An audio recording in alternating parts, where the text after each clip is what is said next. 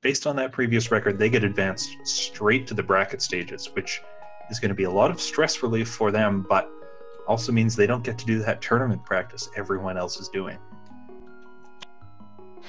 Yeah, those 12 qualifiers may not have the same tourney practice as everyone else does, but I'm sure they'll be watching along and practicing along with everyone else here. And it looks like we are off. That's right. And it looks like that very first chest today actually contains a sword. That is an incredible coincidence and is not, in fact, the sword that is filtered into the pool for Uncle. Now, there is a possibility of Uncle still giving us a sword, at which point we'd have Master Sword before we even rescued Zelda. My gosh, what a twist. It's the hammer as the expected item from Uncle. So these runners are going to have an easy time making their way through escape, and also a nice, powerful weapon to start off this race. Yep. Remember, the hammer does do damage equivalent to the tempered sword. It has kind of an interesting hitbox associated with it. So sometimes they're going to be opting to use a sword, but I promise you that hammer, when they get to needing some damage, they're going to be using that as well. That's right. So these runners are now going to make their way through the castle, as normally happens at the start of A Link to the Past, all the way down to Zelda's cell, where they can rescue her and take her through the sewers.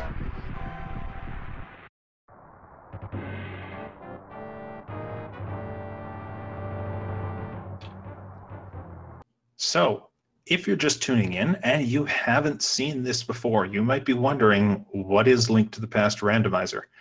That is where we take all the items from all around A Link to the Past, shuffle them up, redistribute them throughout the game so that the game is still beatable, and then these two runners, Couch and Pokefan, have to route their way through the seed, figure out what they're allowed to do at any given point, and find those 7 crystals to defeat Ganon.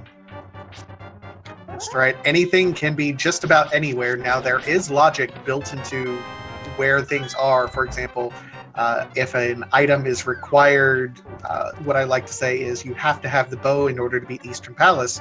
The bow will not be located on a place required to use the bow. So the logic certainly prevents anything from happening that would be considered an unbeatable seed.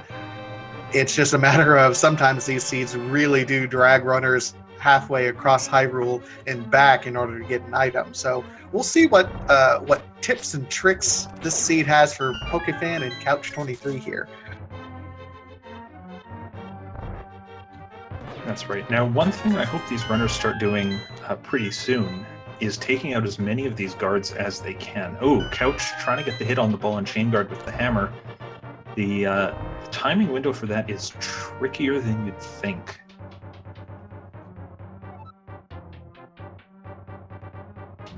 But I hope to see the runners taking out as many of these guards as possible in the hopes of getting a bomb drop before they get to the back of escape.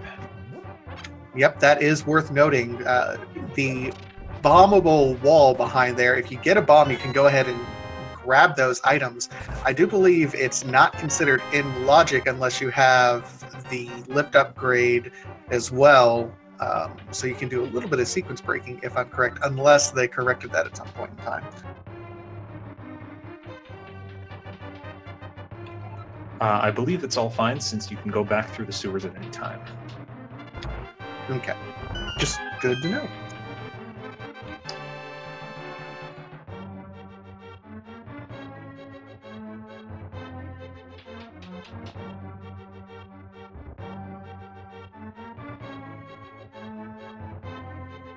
That's right. In the normal vanilla Link to the Past, once you go through the sewers with Zelda the first time, that altar slides back shut, and without her help, you can never push it again. In this version, we just keep that wall open once you've pushed it once, and so you can always walk back through the sewers, and you still get that free light cone, even if you don't have the lamp. I think that light cone is what I was concerned about, but that is good information to know for everyone involved. I think it's been so long since we've done a standardized tournament. Well, we were on, what, version 16, 17, 18, the last time we did a standard tournament, that some things change. It's okay. All right, so no bomb drops yet for either runner as they're getting closer and closer to that bombable wall. But Couch finds that 10 bomb item in the middle of escape. That'll do it for his bombs. I mean, it's kind of a good thing, I suppose, that he wasn't spending too much time killing all these other enemies. That 10 bomb capacity there really helps speed things up. Meanwhile, you see Pokefan over here spending more time on the snakes. Did get a bomb drop, but he's going to go ahead and pick up his bombs as well. So that 10 bomb drop is actually a new item in this version of Randomizer, and it's something that didn't exist in the vanilla game. That 10 bomb pickup is one of the possible things you can receive from Uncle at the very start of the game. So for these runners to find it so early, that's a huge boost to them. They have bombs for escape, they have bombs when they get to Kakariko, and it looks like Couch just picked up 300 rupees in that back of escape area, so they're going to have all the money they need for bottle vendor and other things at the start of the game. Not a lot of tough decisions needing to be made by these runners. They're given, if I'm understanding you correctly, 3 of the different weapons that you can get from Uncle: a sword, the hammer, and the 10 bomb drop before they even get through the escape sequence. That's just incredible. This is the kind of seed I like to see, where it just lays stuff out in front of the runners and says, here, have a good time. As Couch picks up the book, that'll give him access to Desert Palace if he wants to go there early.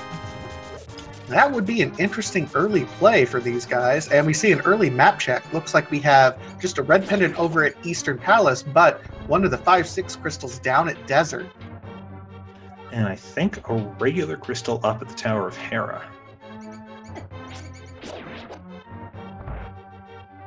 So right now we see Couch, after his escape sequences, doing a very standard routing right now, going up to check to see and getting a 5 rupee pull from the tree. Good pull. It's going to be checking to see what exactly is on this lumberjack ledge. Now, this ledge is kind of interesting because this item we cannot get unless we are guaranteed to defeat Aghanim. So with just a 20 rupee on there, we don't necessarily have to defeat Aghanim for that particular item. If it was something that was needed, for example, fire rod, bow, etc., we would have an early indication that we would eventually have to go up and defeat Aghanim. That's right. And the only other reason to go defeat Aghanim at this point would be for Dark World access. Fortunately, with the hammer already in these guys' possession, I don't think it's likely they'll have to do that. The percentage is really, really low at this point in time, but... So Couch making his way through the forest with Pokefan hot on his heels. Couch has already picked up a heart container, and there's an early bottle. This seed is just giving all the nice routing options to these runners. Absolutely. That early bottle does mean we'll be able to route in the sick kid in Kakariko Village. One less thing to have to come back for. This is being way too kind for us to open up the tournament with this seed, Fillion.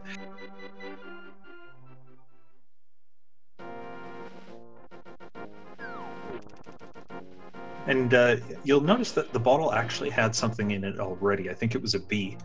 And that's just because the bottle contents themselves are randomized too. So when you pick up a bottle, it might be empty, but it might have any one of the potions or a bee or a fairy. So picking up a bottle in and of itself is often really useful, in addition to unlocking Sick Kid. And Couch is getting 20, 40 bomb upgrades and heart. Well, you know, can't be too sad about that Blind's Hut considering everything else we've already got. That's right, that bombable wall that Couch is walking through right now, that's one of those reasons these runners need a few bombs before they really start clearing out Kakariko. That's why that 10 bomb drop they got was so great. Absolutely. Runners giving each other a high five. One exits Blind's house, the other one entering it. Couch getting ready to use another one of those bombs for the bombable wall over here.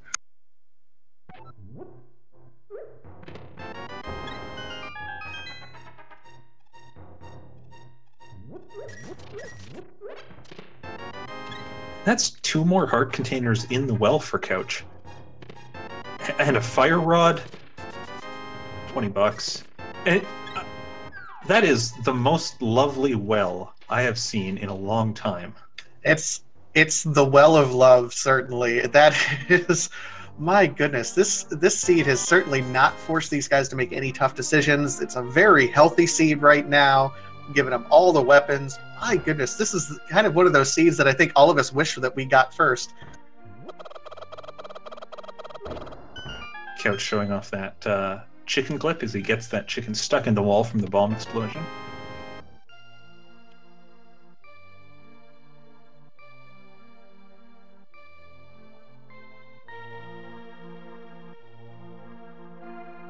So interesting to note, this seed is kind of pointing pretty hard towards desert. We don't have the lift upgrade needed to beat desert, but otherwise, and blue mail from the sick kid. Wow, that's a nice pickup. Yeah, a lot of runners often, it slips your mind until you get right to the door. There's a mirror. But it can slip your mind that you do need a fire source to beat Desert Palace, to move the wall right before the boss. And so when I see an early book and an early fire source like the fire rod, I start thinking, I wonder if the game wants me to go there pretty soon. It's absolutely possible, and did not quite see what was on our library ledge right there for Couch.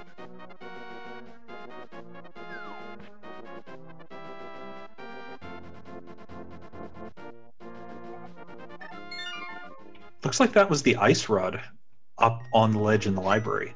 So ice rod, of course, only used in one single location. That's to beat Trinex at the end of Turtle Rock. So the boots are required to get that, and the boots can be anywhere in this game, essentially.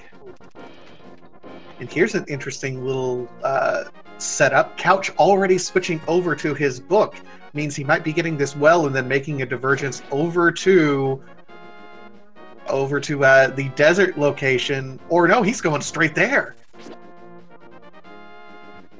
Skipping the usual thing runners will do at the start, where they check the dam in Mini Moldorm Cave. He's turning hard into this initial gift from the seed. He is going to need gloves, as you mentioned, to get to the back half of desert, but this could pay off for him. This is definitely an interesting gamble, skipping some of these other locations, and a mushroom up on the ledge.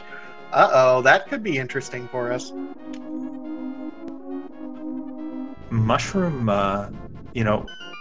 picking up those fetch quest items early, getting them a long time before your opponent can really pay off if your routing plays into that, just because it takes so long to turn in the mushroom if you've already cleared out that area by the witch's hut that, if Pokefan delays going there for a bit, it could be a while before he checks that mushroom. Could be, and here we do see our route divergence. We see Pokefan going to be using, and gets red mail. What is this?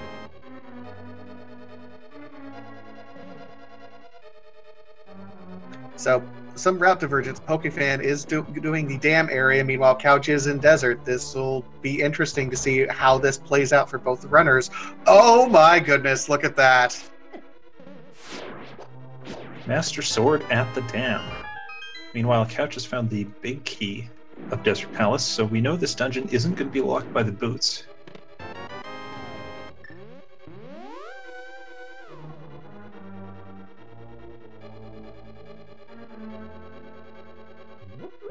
All right, we see Pokefan coming up here to Mini Moldorm. Couch is getting ready to go over here to check to see what's going to be on this ledge. Will it be his item that he needs? Oh my goodness.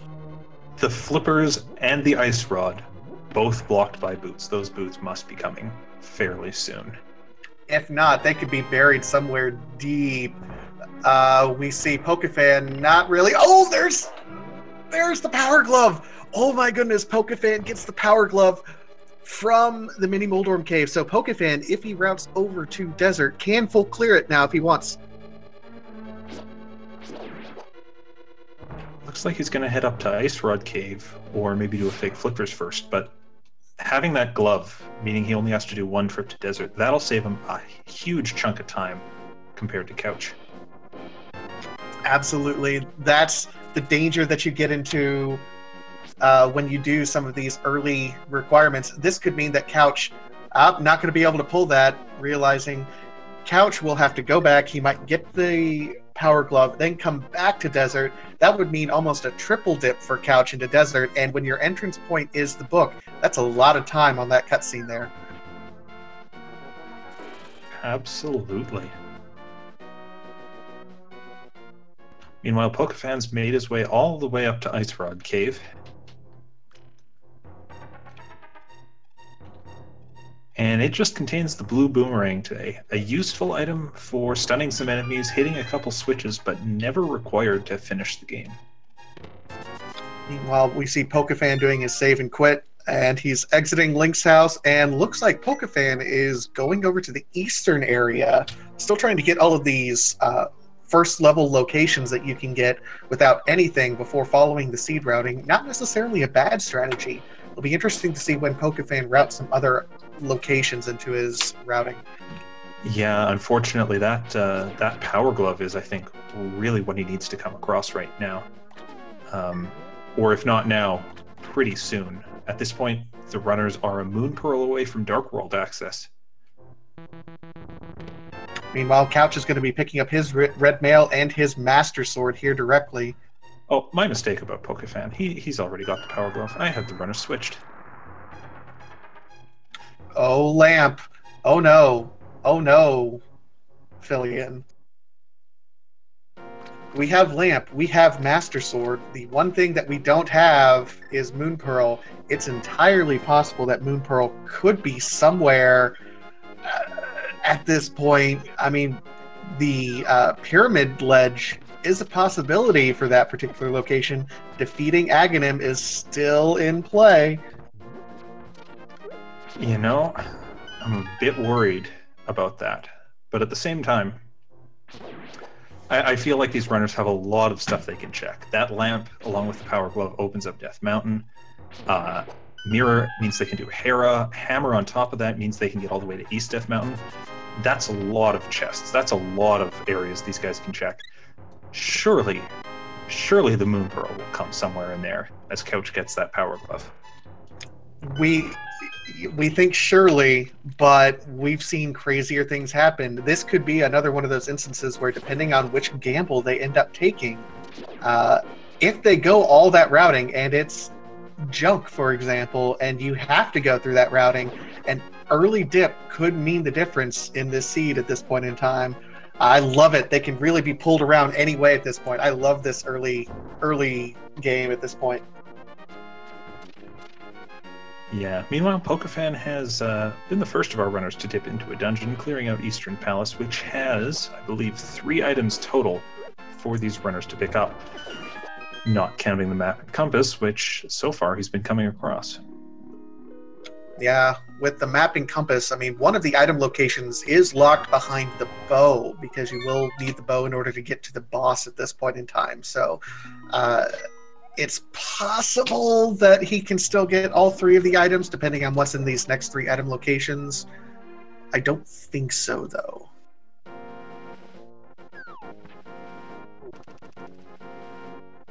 Yeah, it looks like Couch is save and quit, and now is heading south again, turning west. I think we're going to see him make the play to Desert Palace. Yeah, I think we're seeing kind of an interesting strategy here. It feels like Pokefan is kind of doing the same routing standard every single time. Couch is trying to read the seed and see where it's going to take him, and the seed is pointing hard towards Desert right now. I do not blame him one bit for this maneuver right now.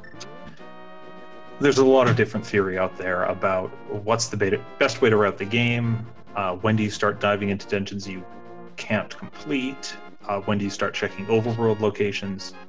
Those things are always up for debate, but the one bit of advice that never changes is, if you have everything you need to complete a crystal dungeon, you go and you complete that crystal dungeon. Because even if it provides you no items, you're moving towards finishing the game. And that's something Couch is doing here. I think it's a really strong play, and we're going to see a first crystal from him probably less than 25-30 minutes into the race, which is a pretty quick start. Oh, absolutely. And just another heart. My goodness. So these runners have access to a full 10 heart containers. and red mail, and we're not even 20 minutes into this game. What?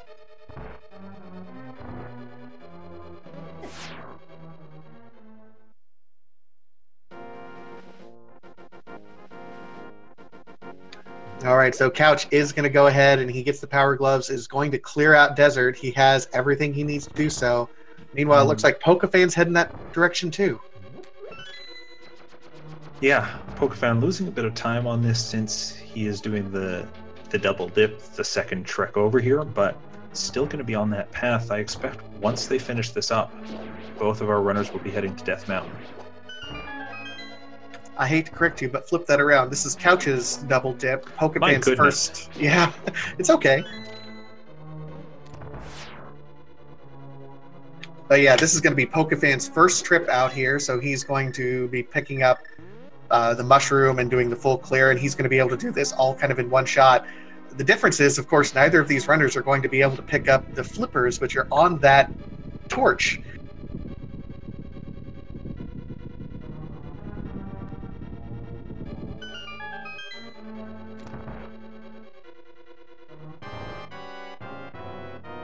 And looks like Couch is going to show us some great fire rod tactics here. Only 2 shots per Landmo needed to take them out. 6 hits, all making it. That was a very quick fight. Nicely done. And that heart piece is our second item from Desert Palace. Yeah, that was just about a textbook fight there from Couch on Landmola. Take note, everyone. That's how you want to do it.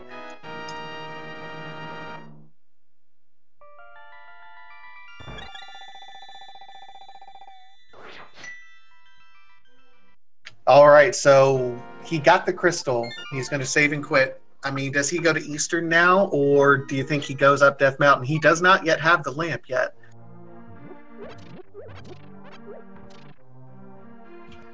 You know, it's hard to say with a fire source already.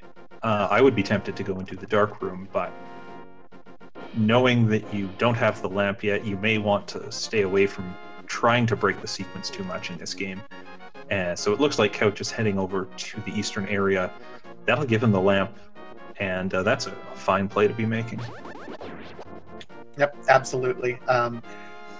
Being able to pick up the lamp, of course, there's, again, more theories about whether or not you want to do a lot of sequence breaking. If you can keep track of it all in your head, then absolutely go for it. But there's some runners who prefer just to keep it out. Now, Couch did just talk, and we have our first glance. Our green pendant is going to be in Misery Mire, which, interesting to know. That could mean we're looking at possibly a fluteless seed, maybe? Yeah, there is that small chance that nothing is going to be required from Misery Mire area. Since they have the book already, they don't need to use that area to get access to Desert Palace. So we could be seeing one of those seeds where nothing in Mire is required, that flute doesn't show up, and that's just a pain for these runners. I take back everything. If that comes to pass, I take back everything I said about this seed being nice to them.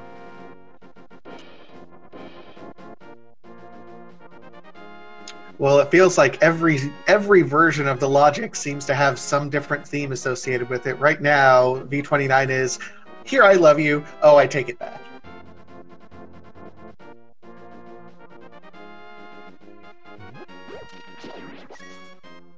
So Couch is doing what you recommended here, Philene, and going up to Death Mountain. He got his lamp and said, nope, better play is up on Death Mountain, and I tend to agree. Yeah, fortunately we know he didn't really miss any items, any progression items in Eastern Palace. So that'll be something he goes back to later with the bow, hopefully with the boots. Now the one thing that's bugging me with these runners is that mushroom sitting in their inventory. It takes forever to check. It's so far out of the way, and for all we know it could be great or it could be a waste of time. Well, and there's, oh my gosh, it is very difficult to route that in. Now they have the mirror, and there's some routing when you kind of do the North Hyrule route when you're on your way to the Catfish in the Dark World that you can kind of maneuver around and do it then. Oh, and Pokefan almost got the 0 cycle. Oh, just missing the second wave from that other Landmo. Landmo, just one of those annoying bosses. Its initial patterns for spawning are set, and after that it's entirely random where it's going to show up, which way it's going to spin, or which way it's going to fly, and trying to hunt it down is just a colossal pain. Couch diverting a little bit over here to the Ether tablet. Master Sword book, why not check it?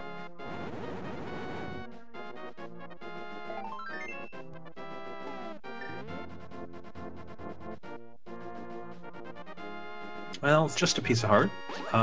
You know, those start to decrease in value as the seed's gone on. With how many hearts these runners are getting, I'm sure at some point they'll start going, I don't want more pieces of heart. I want an item. Ooh, and there's just 10 arrows listed right there on in the first room in Tower of Hera. Gets the big key in the second room, but there's only 2 items in all of Tower of Hera. One item being, for lack of a better term, junk, what you don't want to see because it kind of reduces the value of Tower of Hera. Now, it is a crystal, so might as well do it while you're here, but unlikely to get an item here. My hope for the runners at this point is that they don't have to go back into the basement. Either they find the second item up top here, or they don't find the small key and it turns out the small key is locked in the basement.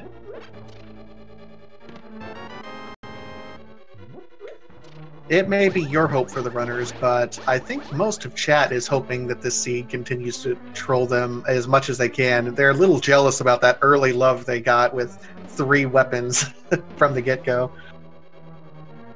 Now, Couch almost walks by the drop down to the big chest in Tower of Hera, but then remembers, hang on, there's an item there that I might want. Ooh, getting bodied by these beetles, but with a nice fairy drop, he can go down this hole, and he'll be able to grab this chest. Uh-oh. It's fine. It's fine. It's a small key. But they've still got the item that drops from Moldorm. They can still avoid the basement, potentially. Yep, so what drops from Moldorm is going to determine if it's the compass, you're going to have to reroute down to the basement. If it's the item, then you can bypass it. And of course, that basement with the tile room, kind of a time sink. The nice thing, though, is that you know that both runners are going to have to do it. That's right. And with just 3 spin attacks on the Master Sword, Moldorm goes down for Couch, drops the compass. But those 3 spin attacks means that Moldorm never starts moving quickly, which is a fantastic way to take him out. Now the question is, does Couch do that long divergence into the basement, or does he take the risk? Looks like he's diving right back in. I want to point out how cool that fox sprite looks in its bunny form. It takes off the mail and it puts on some sunglasses. That's pretty sweet. I'm not going to lie. Shout out to all of our sprite development team. You guys just do an awesome job.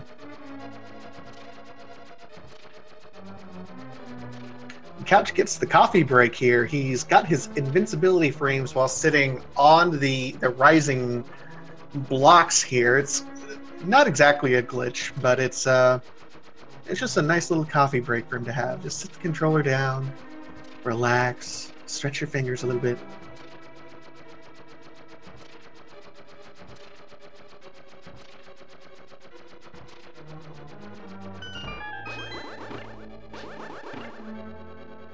Oh no. Oh no. Couch has locked himself on those pillars in one particular spot where you can't move off of them. And without a way to hit the switch, his only way back out of that room was to mirror. That just hurts to see. It's a huge time loss to be redoing that room, and it just kind of frustrates you for the next couple minutes. So going with the bombs this time so that you can feel a bit safer about doing that. Strategy I quite like. If you're going to do something twice, make sure you do it safely the second time. Yeah, that is unfortunate. That's a pretty significant time loss. It's about, 30, 35 seconds to get through this entire tile room. And yeah, it's just really unfortunate that Couch got... It was the worst possible setup at that point in time, too. The risk you take sometimes with some of these swag strats, as you would put them, sitting back and it's stretching. not the worst that could have happened. He had the mirror. The worst that could have happened was he didn't have the mirror, because that's a save and quit, which puts you back even further. Unfortunately, just $20 in the basement for all that work. Yeah, I might be feeling a little bit frustrated in Couch's shoes right now, but Pokefan is now hot on his heels, going up to Moldorm right now. Couch is going to be going to this lucrative area in the back. Going to be checking to see what's going to be on the floating island, but then we'll have the Spiral Cave. Oh, he's not checking the floating island. So Spiral Cave and Paradox Cave right now. Patasia. Sir. Why do they call it Spiral Cave? I think it's because you're walking around in a circle until you're spiraling out of control and your sanity is going. Oh, clever. I know some of these names are so clever, like Spiral Cave.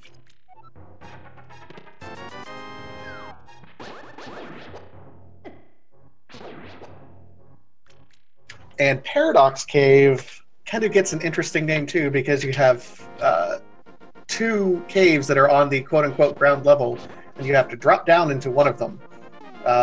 Drop down from a lower elevation to a higher elevation according to how you're looking at things, so we just try not to think about it.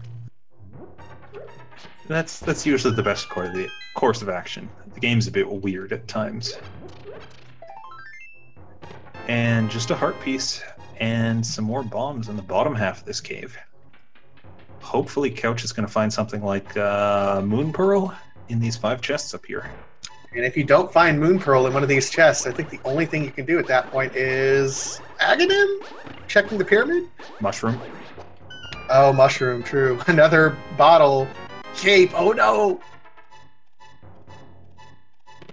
Okay, there we go. Moon Pearl and $15. So we do have Dark World access now. When we saw that cape come up, you know, cape being another way to get into Aghanim's tower, my heart skipped a beat. I was really getting worried that was where the seed was pointing them. Fortunately, that Moon Pearl means they don't have to do that tower. They get to save those few minutes. And it looks like Couch is headed straight to the Dark World here. Oh, and he's going to be taking the first portal over here. This is going to be our trek over into the cave, formerly known as Hype Cave.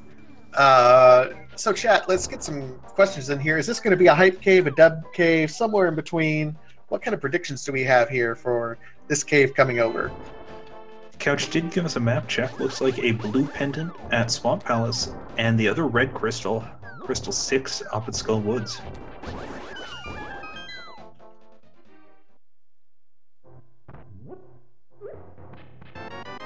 There are the boots.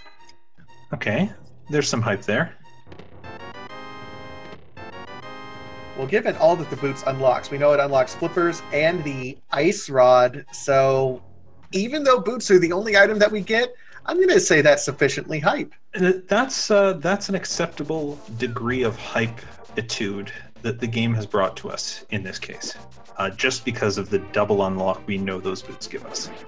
And especially knowing Turtle Rock's a crystal, knowing Ice Rod's going to be required, I'm sure those boots are a welcome sight for Couch, and will be soon for Pokefan. Now here's the interesting question, because we did see Swamp Palace was a pendant. Oh!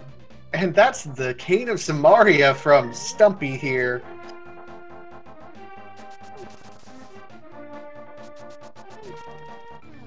You were saying Swamp Palace was a pendant. Yeah. Swamp Palace is a pendant. Now, the flippers are required to get into Ice Palace, but usually a fake flipper can get you over there relatively quickly. So, at this point in time, how much time do you think these guys could save if they don't go back for those flippers? Oh, that's got to be something that's going through their minds right now. They have to be thinking, is it worth it to make that trek? And maybe the answer is, if you find the flute, it becomes worth it. But until that point, you check the other stuff, because Swamp Palace, yes, it does have 6 items, but it's a slog to go through. These are all the questions that these runners are asking themselves right now, and that's the fun of Randomizer, ladies and gentlemen, and other folks. Asking yourself these questions on the fly. There's no right or wrong answer. It's the justification you have to yourself as you're going. This is what makes Zelda Randomizer so much fun to watch. And Couch clears out the digging game, only gets a piece of heart. He's going to save and quit out of there, and I wouldn't be surprised to see him do Village of Outcasts area, including now clears of Skullwoods and Thieves Town, but it looks like Couch is going in a different direction. We see Pokefan, however, on his way over here and is going to be doing the Dark World access from the Village of Outcasts section. So he will not have his boots. He doesn't know that yet. He might be thinking of some other routing that he can do to route that in together. It'll be interesting to see what Pokefan does at this point in time. Couch looks like he's going over and he's going to go ahead and get his flippers. Yeah, so something that just occurred to me is not only do these runners have the flippers, they've got the hammer, they've got the mirror. And when you look at all those items together, you start going, you know, those are a lot of items required for Swamp Palace. Maybe that's a hint that Swamp Palace is where you're supposed to be going. And if that's the case, you definitely want to be able to get the flippers just to clear out that dungeon.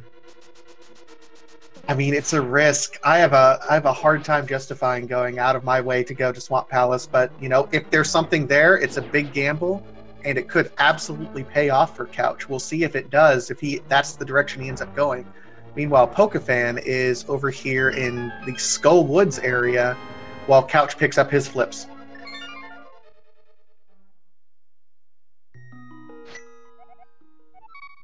Skullwoods, of course, has 2 items, a number of small keys, and a great number of rooms that you aren't even supposed to go into.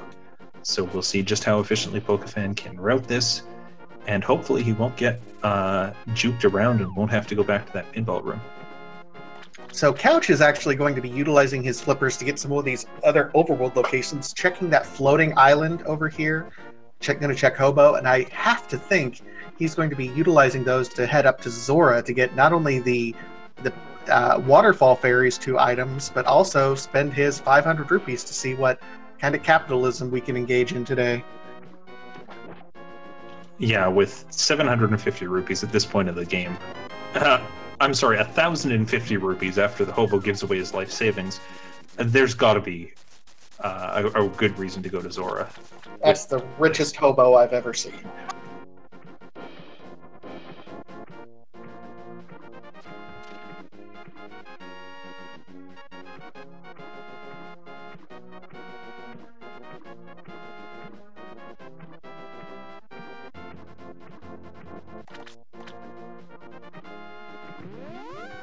Meanwhile, Pokefan gonna make his way to the back part of Skull Woods. Unfortunately, at this point, doesn't have the Cane of Samaria, so he's gonna have to do this room a bit of a slower way, dodging the hands, moving the statue himself.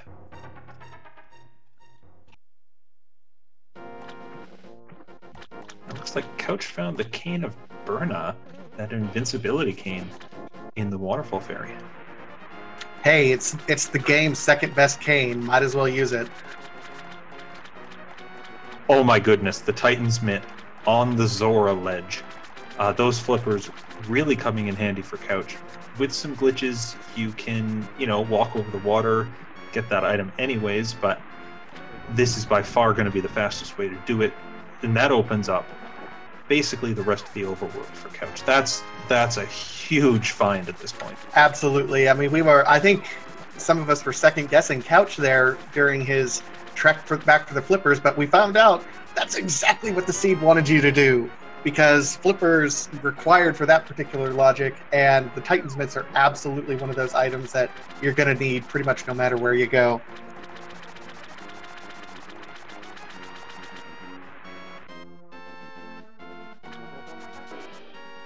And it looks like while Couch is in the area, he might make the trek back up to the witch's hut, trade in that mushroom, which just becomes so much less painful when you have those fantastic boots. Absolutely. That little drop down the ledge makes it a little bit more efficient to go this direction than the other way. So good routing here by Couch. We'll see if it ends up paying off. What are we hoping to see from the mushroom? At this point, Couch getting so many early finds and building a lead, I'm okay with that shield he got where it doesn't give him a bit of, or a bigger leg up than he has right now.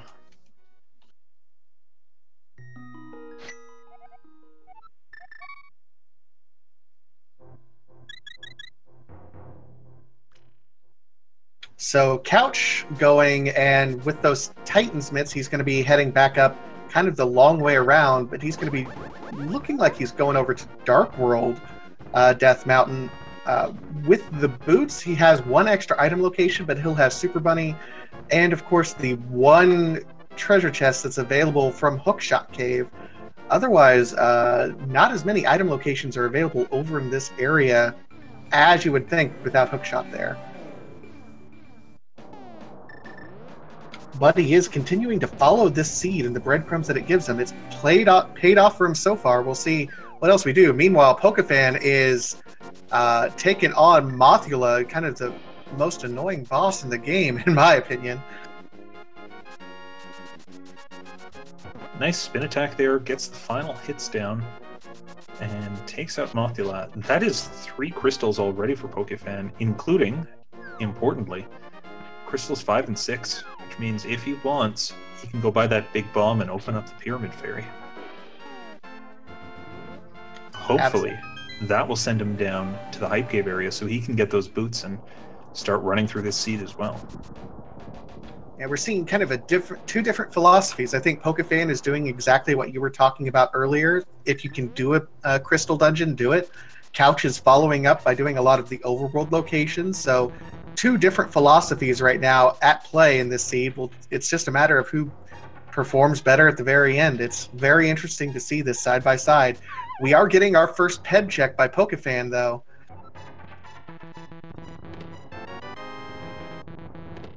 Bombos medallion on the pedestal. Ooh.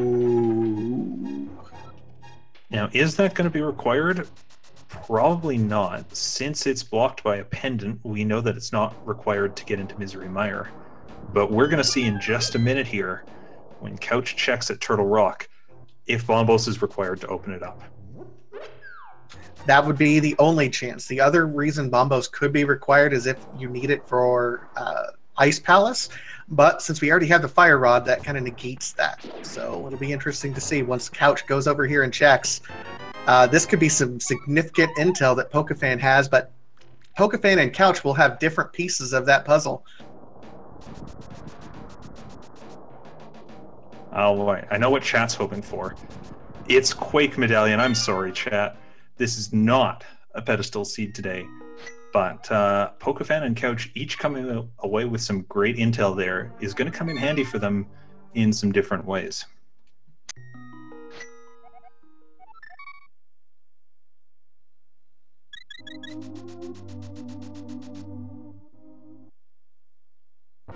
All right, so we see Pokefan now doing the Village of Outcasts area.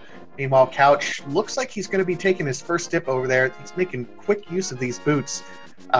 Is definitely going to have kind of a leg up on Pokefan. However, we do know Pokefan has 3 crystals to Couch's 1.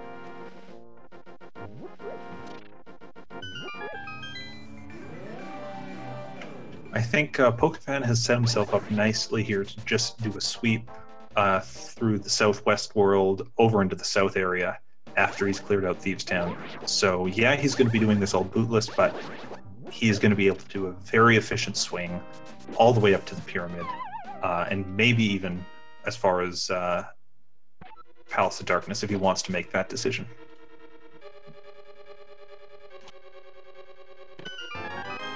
Open chat correcting me. Thank you. Couch having 2 instead of 1. My apologies.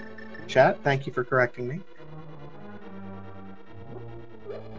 So Pokefan entering Thieves Town. Of course, there are 4 items in Thieves Town, and there's the first one. So much money. Jerry Maguire me. At this point, when you get your nth 300 rupee drop, and you've got red mail and you've got a fairy in a bottle already. I don't even know what you do with all that money.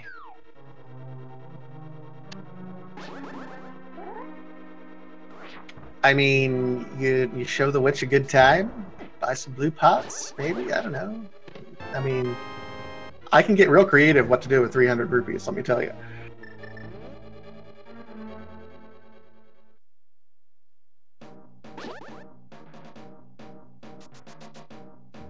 Alright, third chest in Thieves Town has the small key, meaning that pokefan now has access to that chest that normally holds the Titan's Mitt.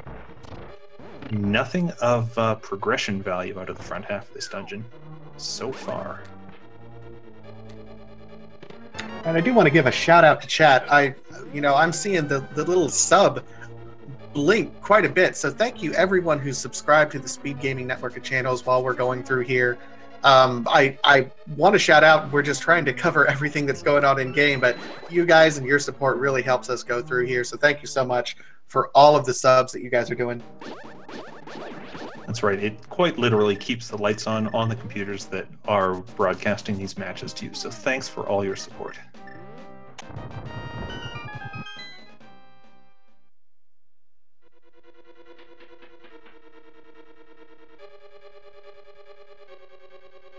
Pokefan getting bodied a bit in the hellway here, but fortunately with that red mail it doesn't make a huge dent on his hearts, as Couch has made his way back through Skull Woods.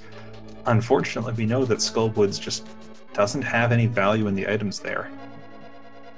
No items in the value, but definitely one of those 5-6 crystals, so something to watch out for to see when we're going to get our first pyramid check for the Pyramid Fairy.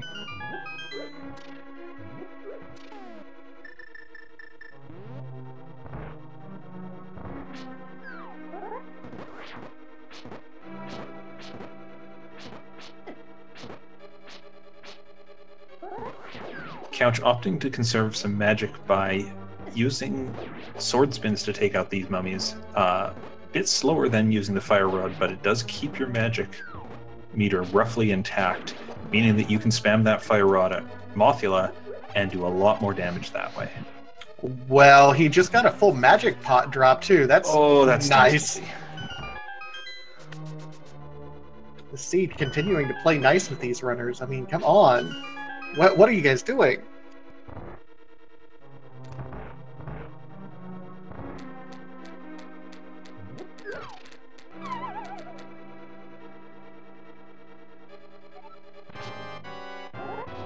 Alright, so Pokefan is still going through here now. There's the compass and then one more treasure, so this is kind of interesting. There's 2 treasure locations in this big treasure chest and then on blind.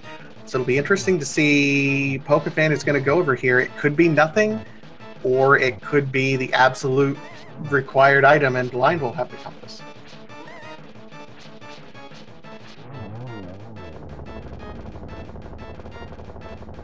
Well, it's just 10 arrows, which is both unexciting and a little bit frustrating to see. Oh, as that jelly knocks him off the ledge. Nasty room to try to get through quickly.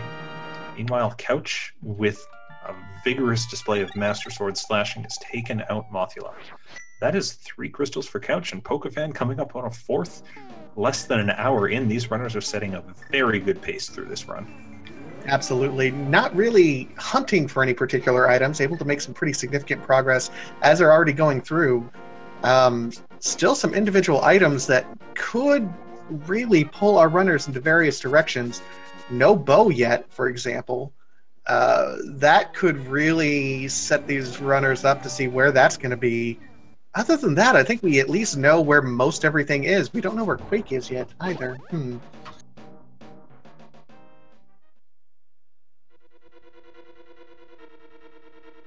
That's right. Quake, bow, and hookshot are the big things I have my eye on right now. As Pokefan very quickly takes down blind, that's a 4th crystal.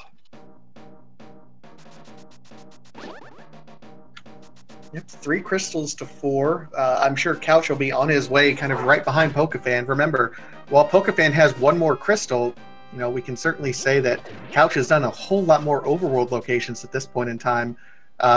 Making use of those boots that's in Hype Cave. I just hope Pokefan eventually gets over there pretty quickly.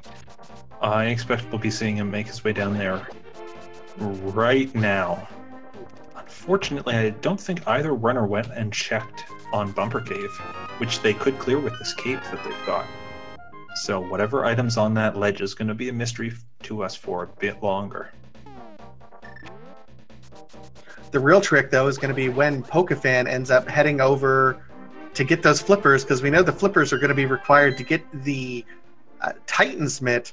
That was just an absolutely amazing pull. I can foresee Pokefan taking a while to get over into that area, which is going to really put a dent in his routing at this point. He's going to come to a point where he's going to have to follow that particular breadcrumb here directly. Yeah, that's right. So he does the many digs it takes to get that item from the shovel game. It's a randomized number of digs between 1 and 30, but it's the same for both players. So you at least know that if you wasted a lot of time at the digging game, your opponent took just as long if they did digging game.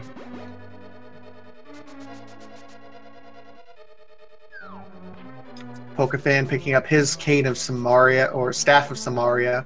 In the meanwhile, Pokefan will be getting this other overworld location. I hope he's heading over to Hype Cave here directly.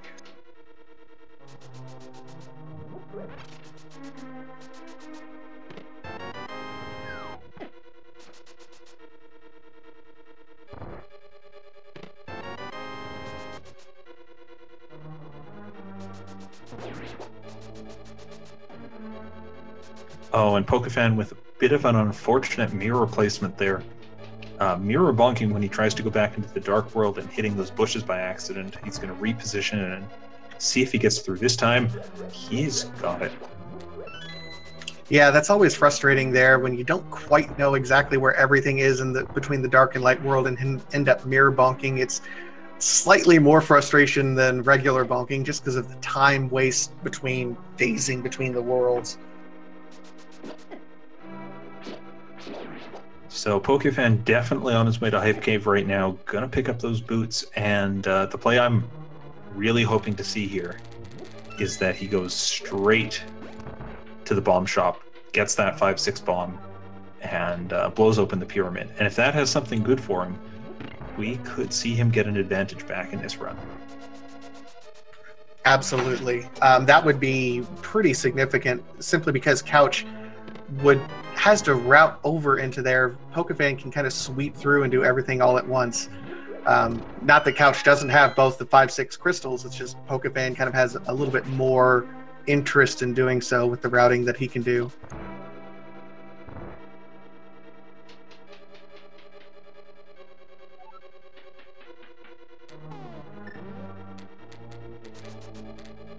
And looks like Pokefan is doing exactly what you wanted him to do. Are you sure he's not listening in on his Phillian? Absolutely. No, of course he's not. Absolutely, of course he's not. Don't want to imply that at all. But Pokefan is going through here. We'll be doing that. We'll be able to route in both the pyramid location and the pyramid ferry. Very efficient routing there. Now, here's a question. I'm looking at their list of crystals, and I see that Ice Palace is a crystal today. How soon do you think we're going to see a runner go there versus, say, Turtle Rock, which they've also got complete access to? You know, I think kind of the prevailing theory is to try to save Turtle Rock for last if you can, just because it's so easy to go from there right over to Ganon's Tower. So I don't know. I think if they can go ahead and do Ice Palace, I think they do it. Nothing there for Pokefan, unfortunately. Well, that was the silver arrows. Well, I mean, yeah, nice. But you don't have the bow yet. That's right, and even with the bow, there are time saved to be certain, but not required to beat the game, even for the Ganon fight. And oh, Pokefan now routing his way up to the catfish area. I think we're going to see him check the mushroom at the witch. Going to see him check the catfish, and then go up to Zora's area and go, hang on, I need those flippers. Yep, he did see those flippers, so it's going to be a bit of a time sink there. No flute to help really route things together, and he did just bypass the witch. Uh-oh. Well, I mean, the witch wasn't valuable at all. So if he ends up not checking the witch, then that could potentially turn into a time save. Meanwhile, looks like we blinked and Couch took out Blind, following that pattern expertly to get the easy 4th crystal, and this is where we see some of that boot tech that Couch picked up paying off, where he just has moved through these crystals faster by being able to dash the whole way. Meanwhile, we do see Pokefan going in here is going to route together the Catfish and the Zora area a little bit easier, except he's going to see that Titan's Mitten go, crap. And he's going to save and quit because he knows he has to come back around. I think you read that perfectly. Over on Couch's side, he's picked up the Frog, who will turn into a Smith in the Light World. We're going to see him hit both the hammer and the dash button simultaneously to do a hammer dash, knock down these rows of pegs all at once, and then he'll be mirroring to the Light World. Unfortunately, that chicken in the way, getting picked up rather than activating the dash. Yeah, that hammer dash is something that was not in the American version of the game. So if you're seeing this for the first time, one of the reasons why we run the original version of the game is for things like that hammer dash. It was not available in America, but was in the Japanese version.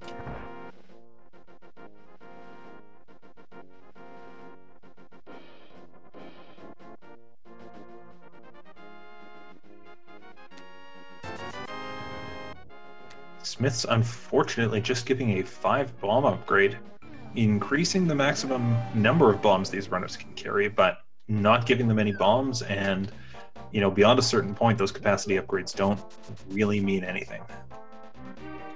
Here's an interesting play. Couch is foregoing the purple chest here. He's going to be doing some of these other overworld routes, but he's going to bypass it while he still can, picking up his ice rod here that's going to be in the library.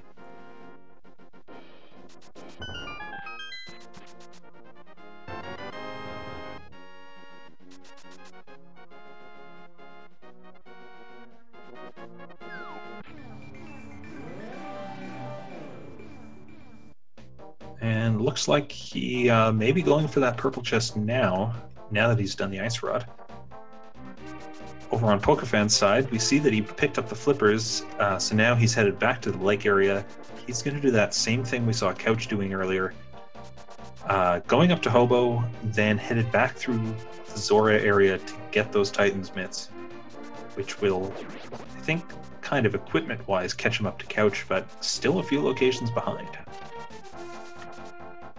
We see Couch checking kind of this north graveyard ledge area. We'll also be doing, I think, King's Tomb while he's right here.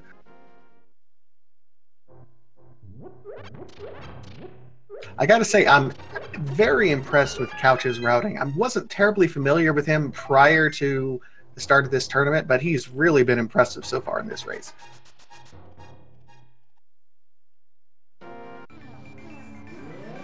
That's right. The locations he's gone to have just all been in the right order. He's able to group all these spots together, not leaving what I call orphaned locations, where you have one spot that's way out of the way and is too much of a hassle to get to. With the exception of Catfish, that's a long ways for him to go to at this point. Getting the red boomerang from King's Tomb.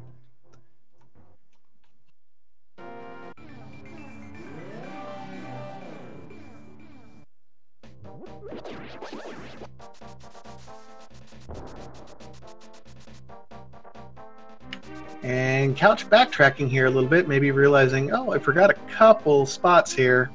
We have Bonk Rocks, and then we have Bumper Cave that I don't believe he checked. No, neither runner has shown us Bumper Cave, and I've been getting worried about it for a while. I'll be glad to have that off my list of things to worry about. Oh, chat pointing out, thank you, chat. Pokefan with 1337. He has elite rupees right now. It's kind of fun.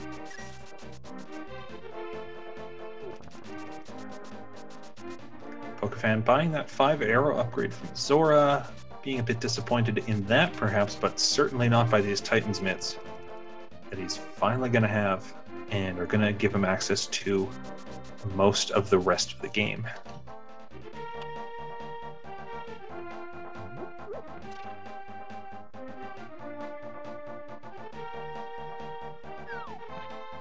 So now we do see Couch picking up the purple chest now after he's done some other overworld routing. Remember, you can't really dash unless you do some very specific things with the purple chest. So he wanted to get the other overworld routing done and out of the way so he can dash around and just kind of beeline from one location to the next. Yeah, and unfortunately, to use the boots with the purple chest, you need the hookshot. And that hookshot is still eluding us. Couch going through the dark world to get here. A lot of runners, in most situations, would have saved and quit when they got the purple chest, so they could just walk to the Thief by the Desert in the light world. But as we pointed out earlier, Couch has the book and the Master Sword, so he needs to be in the dark world for this part, so he can go check the Bombos tablet.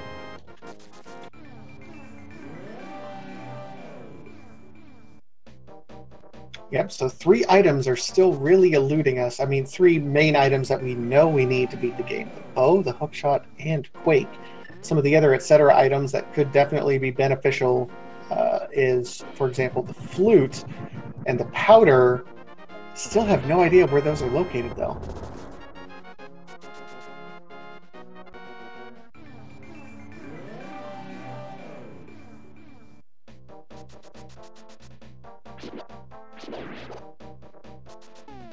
So Couch has gone back to the Dark World and pulled out his mirror at this point. I think it does look like... Never mind, he's not going into Swamp Palace. My mistake.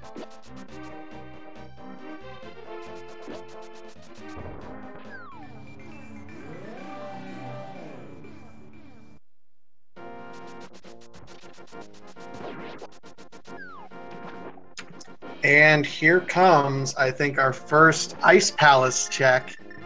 Certainly clearable at this point. Definitely clearable. Might need to use some creative bomb jump strats to get at the right side of Ice Palace.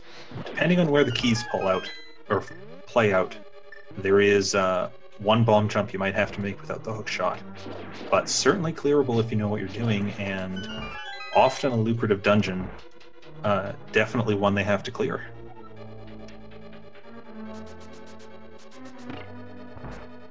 Yeah, I think routing at this point through Ice Palace is definitely going to be the most difficult thing. Unless you manage to find the hookshot very early, then you can change some things around. Of course, the other reason it would be great for Couch to have the hookshot in this room is it takes out these Pengators with a single hit, as opposed to the many, many Master Sword hits required.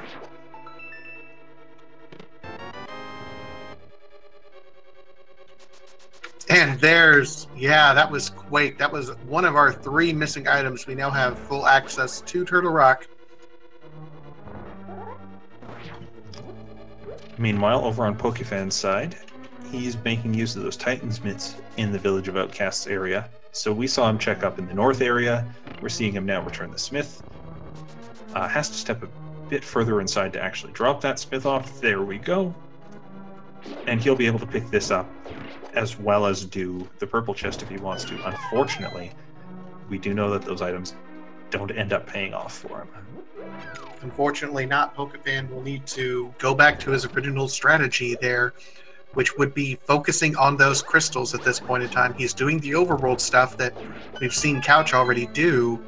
He really needs to get going into these dungeons.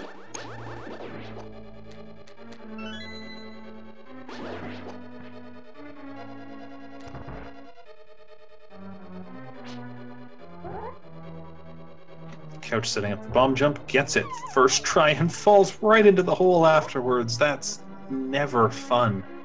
No, because you know you get it and then you miss it and it just hurts. There's no other way to describe it. It just hurts. Fortunately, he gets it on that second try and waits for this fire bar to go around. He'll be able to walk through the rest of the room right now.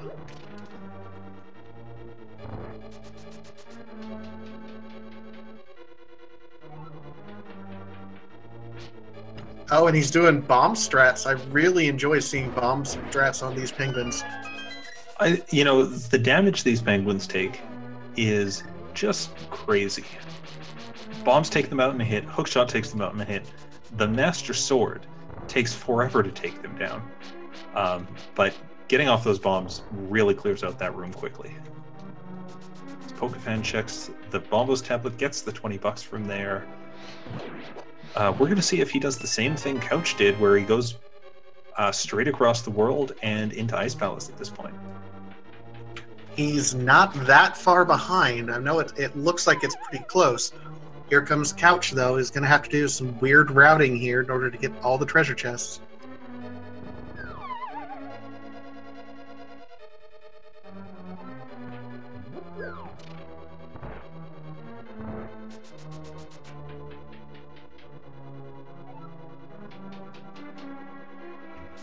Oh, Pokefan getting messed with a bit by some enemies hiding in the grass, but it looks like he's also headed over to Ice Palace. We're going to see both of our runners in that dungeon at the same time. This race is, getting a lot tighter than it looked a few minutes ago.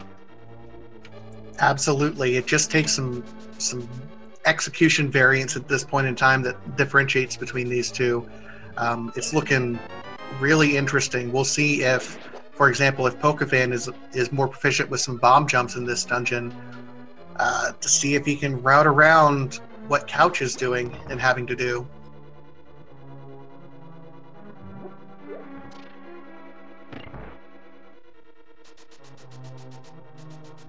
So Couch coming up here on the Jelly Room, which is the room where normally you're supposed to have the hookshot to get across, but if you put yourself on the very bottom pixel of this ledge and move to the right, you can get yourself across with a bomb.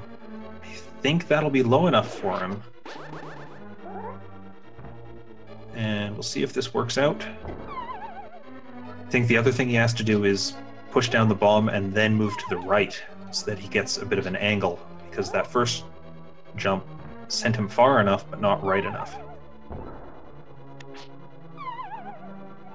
This is, by all accounts, a very difficult bomb jump, so it's something that not a lot of runners learn specifically because of its difficulty factor.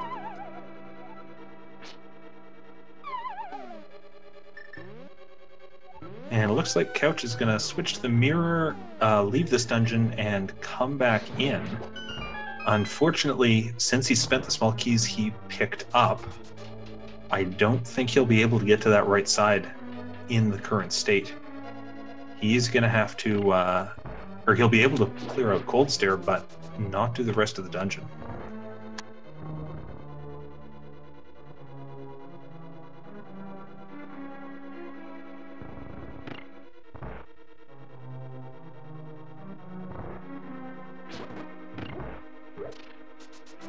Spending that key was really going to be detrimental. He would have been able to get those others. Right now, that's just kind of a wasted key, unfortunately, for Couch. Kind of a missed opportunity there for him.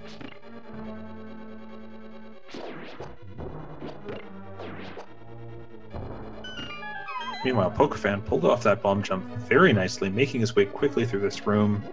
Looks like he's just going to tank the hit from the fire bar and keep trekking on. I'm really interested to see how he routes this dungeon, what he does to get at the right side. This could be the difference between Couch and Pokefan at this point in time. Pokefan opting to use Master Sword spin strats for these Pengators, unfortunately. But if Pokefan does know that bomb jump, it will make up quite a bit of time and maybe even put him a little bit of an advantage over Couch at this point in time.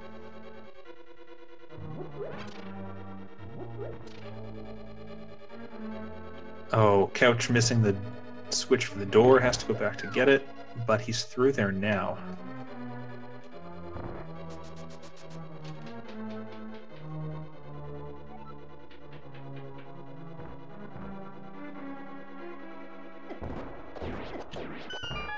One thing I want to point out, Couch is very precise in his bomb placements in that Pengator room. Always able to get that one cycle off on the penguins. If you can manage to bonk into the wall in the bottom right, you can actually jump yourself over those Pengators so that you don't end up taking damage from them. Kind of tricky to pull off if you're not fast because of those nasty ice physics. Pokefan's going to need a small key from this room if he wants to keep going through the dungeon.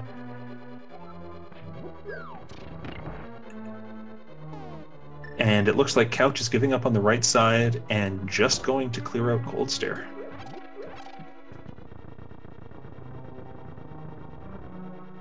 At this point, logic dictates that you do have the Hookshot to be able to get those other two item locations. Is that correct? That's my understanding, yeah.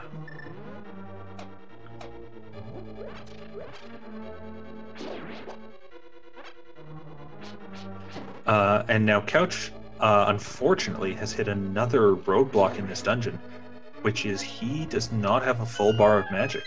So he's going to have to go out and hunt for those magic pots, because without a full bar of magic, you can't shoot Fire Rod enough times to take out Cold Stare's outer shell. And this is really detrimental for Couch, and he's really... and he's bailing. Oh, that's unfortunate, Couch.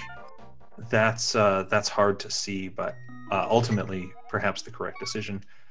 Pokefan, meanwhile, has backtracked to the room, grabbed the key from under the pot, and it looks like he might also be trying to go straight to Cold Stare. But again, he's not going to have enough magic to do this fight. Ice Palace turning into a frustrating place for both of these players.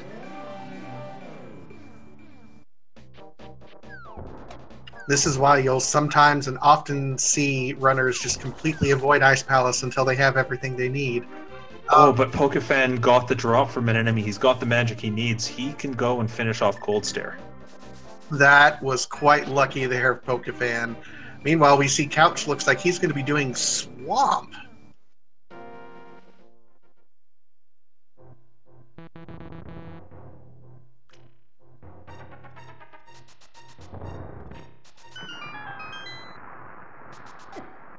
Pokefan gets the initial spin-off to move the Puffs into the corner, but they escape, and to put it bluntly, having all these Puffs running around is hard in the fight against Cold Stare. I do think Pokefan has a fairy if things get out of hand for him. Fortunately, that red mail is really keeping him alive here. Yeah, red mail is really saving him at this point in time, but he's doing spins and doing everything he can, and he takes a death, but I do think you're right, he has a fairy. There he is. He'll be fine for now.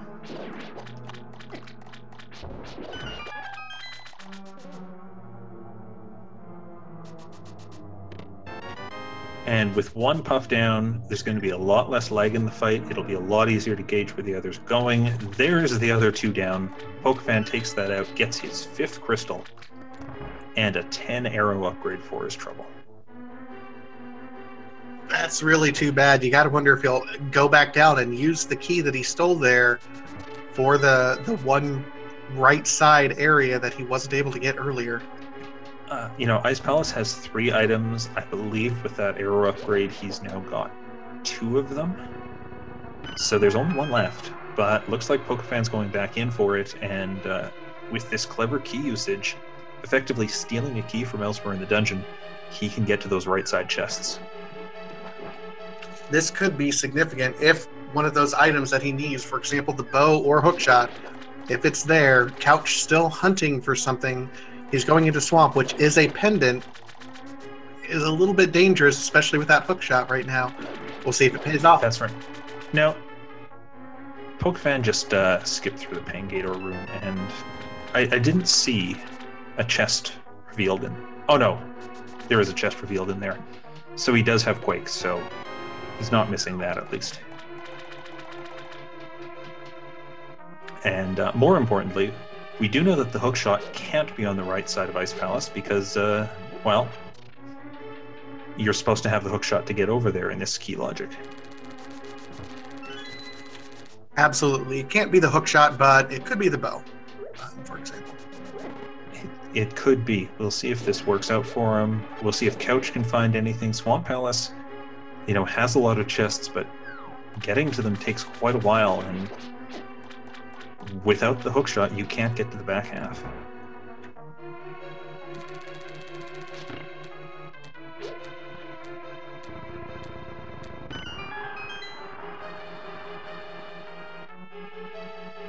It is interesting that we haven't seen either of these runners really dip into pod yet either. I know going over to pod can be kind of risky if there's not a key in that first treasure chest and you don't have the bow, but at this point it feels like it would be kind of a better gamble than hookshotless swamp, doesn't it? Perhaps. The other observation is, you've got Quake at this point, you've got both rods.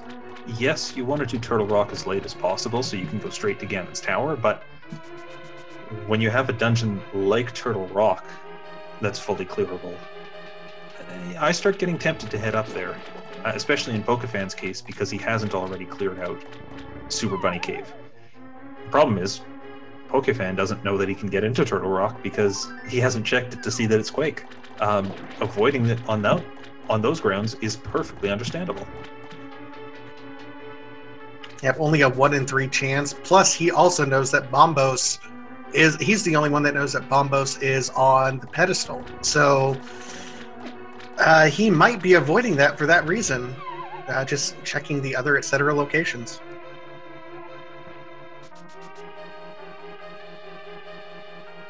That's right. As each runner comes upon the big key chest, Couch finds a tempered sword there. That could save him some time as the run goes on. Certainly would make some of the later bosses go through a lot faster. And Pokefan just gets a small key from up there, so his last item is going to be in the big chest of Ice Palace. Interesting that he's going this way instead of backtracking. Really interesting.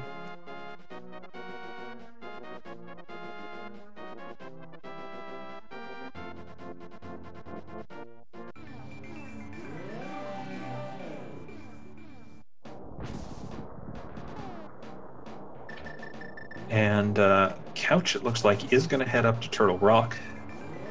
The other spot, both runners have gone by a couple times now.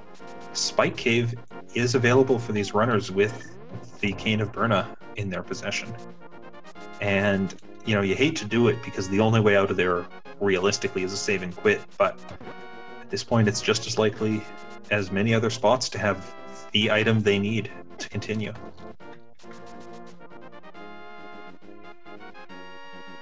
We're getting into a situation where it's just a bunch of one-off locations unless you're dipping into dungeons that you don't want to dip. So no good options are kind of left on the table for either of these runners, unfortunately. Well, Couch is heading into Turtle Rock, and I'm always in favor of Turtle Rock. I think it's a great option any day of the week if you can clear it out.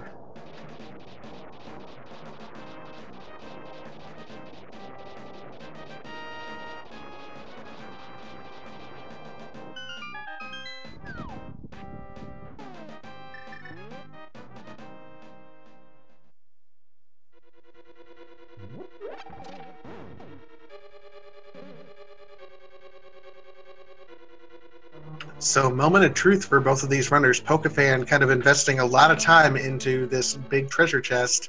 I don't know if it's going to play for him. We'll see. Pokefan, Couch pulling the big key here in Turtle Rock. We'll see if his gamble pays off as well.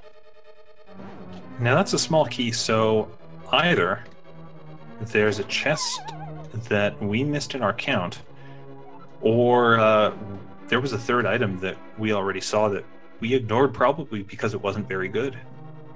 Either way, that's too bad for Pokefan. That's a fairly large time sink. But hey, he's got that crystal out of Ice Palace, and that still makes a huge difference. That's one thing he doesn't have to do later in the race. Absolutely. We'll see. Pokefan looks like he is on his way the wrong way. Don't go that way, Pokefan. Yeah, you don't have the hook shot. Go left, please. Meanwhile, Couch, remembering that he didn't have the hook shot, was able to take the slower route around the fire rod torch room in Turtle Rock. That slower route, of course, relies on not using the hook shot. and instead just doing it, I think, the intended way of riding the platform all the way back to the entrance. We do see him get half magic, though. Half magic is a nice pickup, particularly before you have to fight Trinex.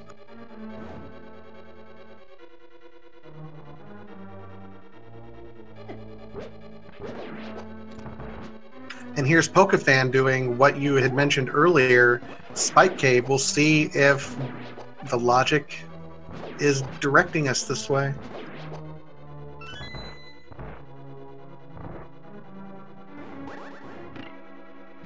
Unfortunately, not using Burno, which I think drains your magic significantly slower, but he should still be able to make it through. Spike Cave, there we go. Just $20 for all that running and all that magic spent.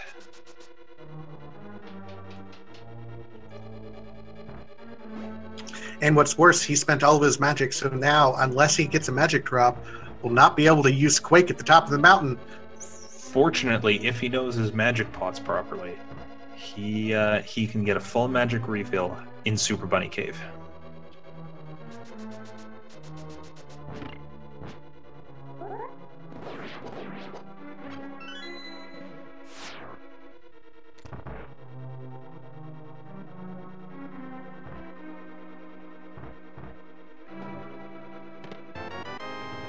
Couch spending a small key to get to the Turtle Rock Big Key chest, getting a small key in return for that.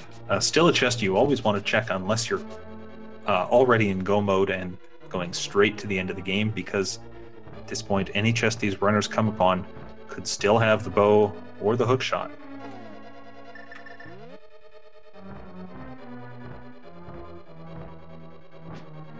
So Pokefan on his way over and kind of hoping at this point in time that he'll be able to get into Turtle Rock. He does not know that Quake's over here, if I remember correctly.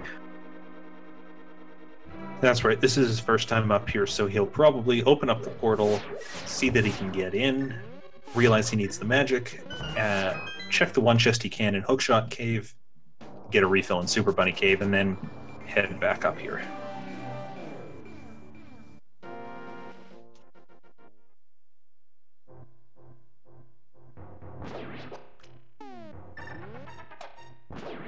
Meanwhile, Couch has already made his way over here to the Mimic Cave, and it has just a heart.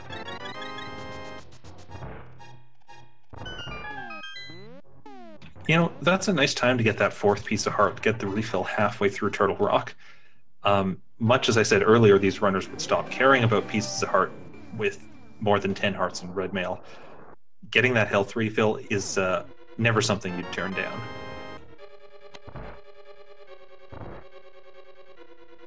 In particular, since we're coming up towards some really heavy damage areas here in Turtle Rock. Yeah, now, fortunately, Couch does have that tempered sword that he got from the left side of Swamp. That's going to make the Trinex fight in particular just go so much smoother than doing it with the Master Sword or with the hammer.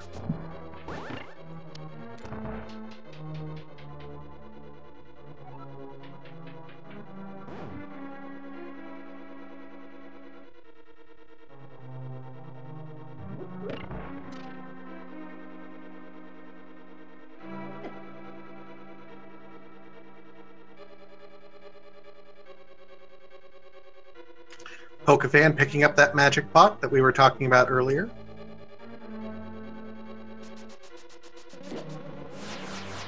And Couch coming down to the laser skip room in Turtle Rock. So named because the standard strat for this room usually involves using the sword, or I'm sorry, the boots to sneak past the lasers. Couch has managed to pick up the mirror shield by this point, though, so I'm thinking he'll be able to just walk through these lasers and not worry about them. Yeah, I shouldn't really worry too much about it. We'll see what else we have, though.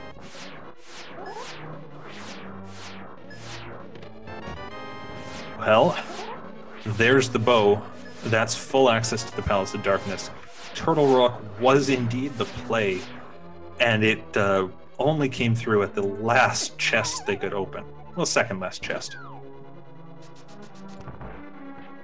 That is absolutely amazing. to see Turtle Rock playing off like that. The Turtle Rock gamble strikes again.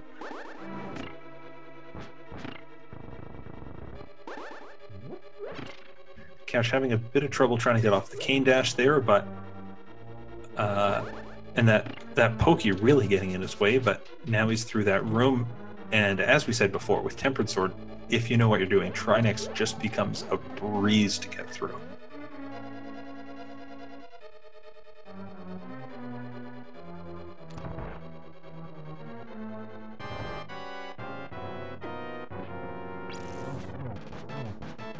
Absolutely. So here comes the start of the fight, and looks like a couple slashes, and he manages to get the rod switch before the ice head makes a mess on the floor. 5 hits on each head, and it's just going to be 5 more hits on the center head. If you do this right, you can count 4 hits with your Tempered Sword in a single spin attack. Couch doesn't quite get that, but gets those 5 hits off. Cleans up Trinex. Meanwhile, Pokefan getting juked around a bit by these torches here. Not having the hookshot, he's going to have to take the longer path back through it again. And we'll see him advancing soon.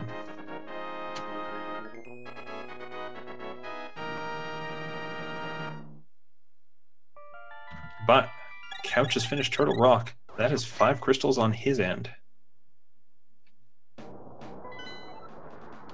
Pokefan ran out of magic, actually. Oh, that hurts. You get the impression it's been a while since Pokefan may have done hook-shotless torture room. Yeah, for sure. It's a thing where the more you do this dungeon with hookshot, you get it ingrained in your mind that you should go up when you get on that platform, that you should hit all torches as fast as you can, that you should hookshot, and then suddenly you realize, hang on, I don't have hookshot, and I've done this in the wrong order. Oh no, now everything's turned around, and Pokefan's going to have to take another stab at this room. He's getting close to running out of magic, too. I don't know if he can afford many more misses at this point.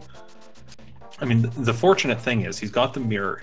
If he gets into a critical magic situation, he can just mirror to the front of the dungeon. It looks like he's got it this time. But he could just mirror to the front of the dungeon, grab the full magic refill there that respawns every time you use the mirror. And of course he gets a refill from the half magic. I do believe that's what we call lucky.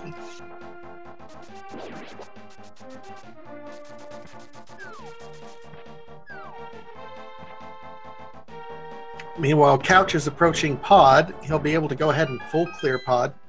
Nothing really stopping him from doing that. Still waiting on the hookshot, though, so he can't quite go mode it yet. Now, it's worth noting to all of our runners that hookshot is going to be required at bare minimum in order to get past the Moldorm 2 fight to hookshot across. The hookshot could be located in any chest between now and then, though. So until these guys find it, they have to treat every treasure chest as if they're not in go mode. But it could be right there towards the end. That's right. And, you know, something I'm thinking about as I see where these runners are, what they've completed, is that if we don't find that hookshot early, then we're going to see both runners probably clearing as much of the world as they can before they make that final run to Ganon's Tower. And if that happens, then Couch is going to get a lead up because he's been through Swamp Palace, because he's cleared out as much of that as he could. And if Pokefan still has to go back and do that, we're going to see Couch's lead increase. If Hookshot turns up in Pod, Pokefan doesn't have to do that, then he's going to get a bit of an edge because Couch still has to go back through Ice Palace, still clear that out. He'll be able to do it in go mode, but he'll still take a couple minutes to do that. So depending on where this hookshot ends up, we could see either runner get a bit of an advantage. I mean, it could be anywhere at this point in time. We see Couch getting ready to do The Dark Maze over here in Pod. Could be here. It's kind of our last go mode item, isn't it, chat? So let's get a discussion. Where do we think the hookshot's going to be? Any guesses, any bets, any gambles? Vitasia, what's go mode? Just in case someone doesn't know. Like this is I'm asking for a friend. This is fair. I have bad habits I must break. So, ladies and gentlemen, and other folks in chat, go mode, common terminology we use. When you have every item you need to defeat Ganon and clear everything by logic, that means that you do not need to open any more treasure chests and you can kind of go as fast as you want. Go mode, so-called, so we can go fast. Don't have to open any more treasure chests, don't have to really pay much attention to anything else. Just from point A to point B, get the game done as fast as humanly possible. That's right. We see a massive difference in what these runners do with their routing, with how they play through rooms, as they just go, hey, I don't care about chests anymore. And there's the hookshot in the right side of Palace of Darkness. So speaking of go mode, Couch 23 has entered it. Yep, we're going to see night and day difference. He doesn't have to open any more treasure chests. He will be working to get through everything as fast as possible. Now, one thing to watch out for here. He does need one more chest in Palace of Darkness because he's going to need a small key to get all the way to Helmasaur. And he's on his way even without it. There is one small key door in the basement of Palace of Darkness, so innocuous that most of the time it's hard to even remember that it's there, but it's definitely there, and unfortunately Couch is going to fall victim to that here. Meanwhile, Pokefan has made his way through Turtle Rock up to the Mimic Cave. He's going to head back in, and hopefully we're going to see him head straight to Palace of Darkness when he gets that bow from the laser bridge. The other thing to point out, and I think chat is just bringing this up as well, Couch has not done the Pyramid Fairy, which is where the silver arrows are located at. So we I was kind of nonchalant about it earlier when we picked up the silvers, but Couch never going there means that he probably won't go there because he's in go mode now. So he will be doing Tempered Sword silverless in all likelihood. Meanwhile, Pokefan, depending on what he picks up, he probably won't be going into Swamp Palace at all to pick up Tempered. Pokefan very well could be doing Master Sword, but with silvers. Just depends on what they pick up in Turtle Rock or in Ganon's Tower on their way to get the big key. You know, that's right. And honestly, in this situation, personally as a runner, I'd take Couch's loadout any day of the week. Yes, you have to do silverless spins in the fourth phase of Ganon, but the real trouble of that Ganon fight comes in phase 2. And with the Master Sword, all you can do to hit Ganon is spin, spin, spin, and it's a draining fight that goes on for far too long. And for Pokefan's sake, I'm really hoping he comes across another sword, maybe in Ganon's Tower, so that he can get a bit of a faster Ganon fight. Here's to hoping. Meanwhile, we see Pokefan doing laser bridge dashes, kind of having a rough go of it right now. Yeah, I like that he's opened up the safety door here so that if those lasers happen to get him, if he falls off a couple too many times, he'll still be able. Just like that. Now he's going to respawn at the bottom of this room instead of going all the way back up to the Mimic Cave entrance.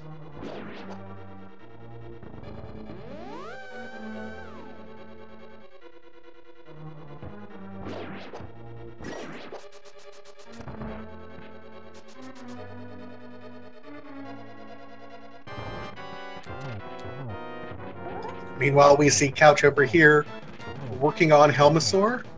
Pokefan is getting ready to start his Trinex fight here directly. Yeah, Helmasaur takes 17 hits with the hammer to his face to get rid of that mask, and then I believe it's just 4 hits with the Tempered Sword to take down the rest of him. So a very nice fight, very quick fight, and the red male giving Couch no fear whatsoever from the fireballs. He just took that damage and kept pressing on through.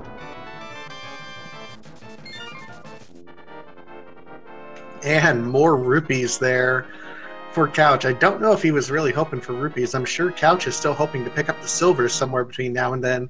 The only dungeon he has left is Ice Palace. He's already mostly cleared it out, but he'll just go right down to go mode now. Yeah, and here we see some of that difference between Tempered and Master happening as pokefan takes multiple hits, or is going to need multiple more hits to take out the Trinex heads with the Master Sword. Unfortunately, that means the Ice Head is going to get that spray of ice onto the floor, which makes doing the rest of this fight that much harder. Fortunately, half magic for pokefan gonna make things a lot simpler. Oh, but there's a nasty hit, and I don't think he has a fairy at this point. He does not, so he's back to the safety door. That's gonna cost pokefan a lot of time.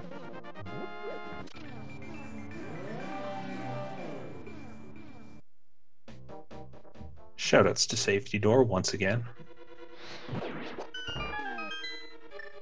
Even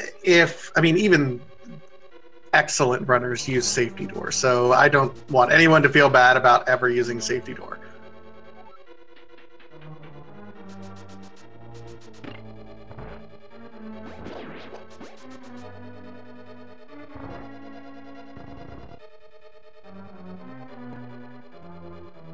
Couch working through go mode here, just skipping everything he possibly can. This first part of Ice Palace is kind of a pain in the tuchus to get through. Doesn't matter if you're in go mode or not.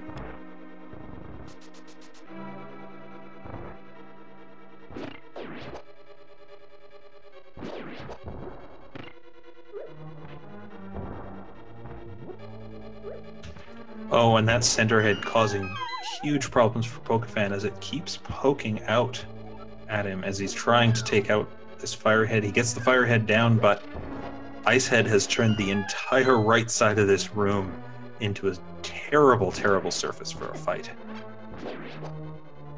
Pokefan switching to Hammer, which only takes 5 hits, but ooh, there's another unfortunate death. Does he have any potions that he can use? He has 4 bottles, I see. I just don't know if any of them have any potion that he can use. I believe the other bottles had bees or nothing in them today. And of course there was that one fairy, but it got spent to take down Cold Stare. Very effective use of the fairy, to be sure.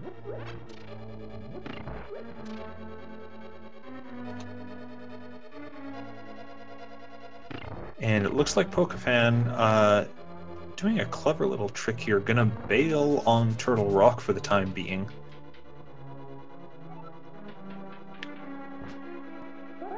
I'm not entirely sure where he's going at this point. It looked like he was going to head into Palace of Darkness for the moment. Yeah, I'm not entirely sure what pokefan... Yep, okay, he looks like he is doing. Yeah, now there's a nice little trick you can do if you have opened the safety door, where you can step outside the safety door, mirror, and then come back to Turtle Rock later on, drop down in the light world, and use that portal to go straight back to the laser bridge entrance. Unfortunately, for that to work, you have to have the hookshot so you can get back up there without going to the dark world. And pokefan is going to need the hookshot from Palace of Darkness in the dark world to do that. So that option not on the table for him. We're going to see him clear out Palace of Darkness, get to go mode, and then make his way back up through the entirety of Turtle Rock.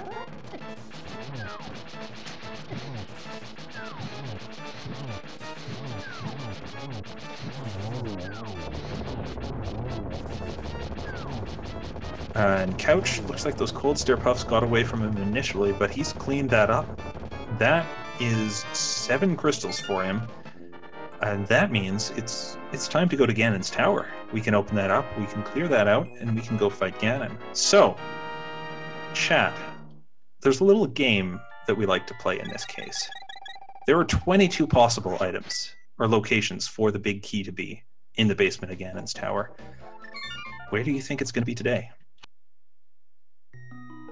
1 through 22, everyone. We usually have a chat bot set up to keep track of everything. Not quite set up yet, so lots will happen, I'm sure, later in the tournament. But I don't know. I'm feeling this seed has been generally pretty generous for these guys.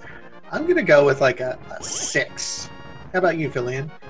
I always go with Bob's chest, that being chest 14 by the conventional routing, the chest right above the Ice Armos room. Oh, Couch getting dead rocked, narrowly getting through the second time. At least he can take the right side up Death Mountain, now that he's got the hookshot.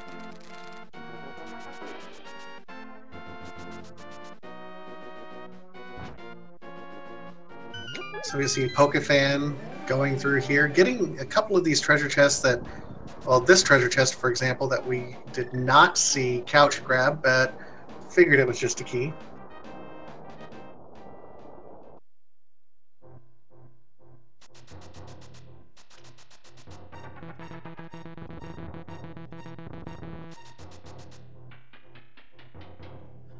It's nice to be back doing standard and open randomizer where we can just watch that stream of numbers for the Ganon's Tower Big Key guessing game scroll through the chat. I was going to say, I'm really happy. I'm really happy we're done with Key Sanity. I'll say that much. As Pokefan's making his way through right side of Palace of Darkness, he's about to get his hookshot in just 2 rooms here. And, oh, Couch dipping into Hookshot Cave, checking 3 chests, probably in the hopes that he picks up the silver arrows or, you know, maybe even the gold sword, though that pays off less at this point. Yep, and as we predicted, not a whole lot there. Meanwhile, Pokefan, at this point, I think he's just hoping for the big key is all he needs to finish up here. And there it is. Fortunately, he's already got 2 small keys, so he'll be able to avoid that trap we saw Couch fall into. And with a nice hammer dash to refill his health, he's not actually going to head straight to Helmasaur.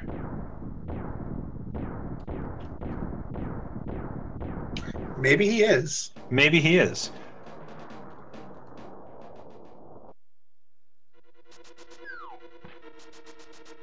All right. Not sure what Pokefan's doing here. But Couch has entered Ganon's tower. Starts on the right. Oh my goodness! For the first chest in Ganon's tower in the whole tournament, we have a key.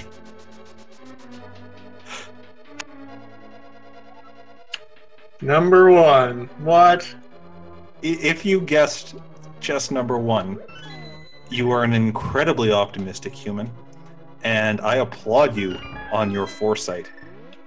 And I thank you for being so kind to these runners. Looks like Couch is going to check a few more chests here, maybe still looking for those silver arrows. We did also see him pick up a small key. You need, of course, 1 small key when you start that climb to be guaranteed that you can get all the way to Aghanim. And now he's up to 3.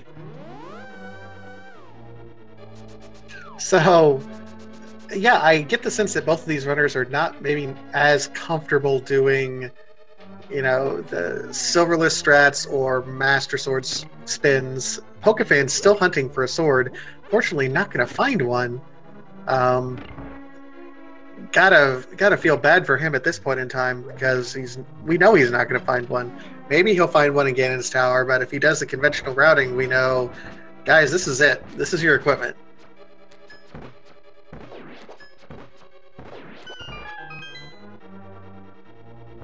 But what a way to start this tournament off.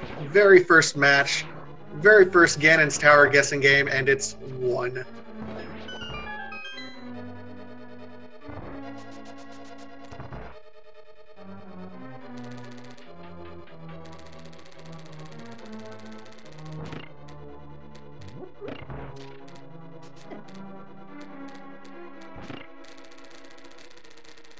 Alright, so Couch is going to be making his way up through the rest of Ganon's tower now. Heading into a section we like to call the gauntlet because it's a series of rooms. Look at those 4 bottle contents we saw earlier. Golden bee, golden bee, golden bee, fairy in a bottle.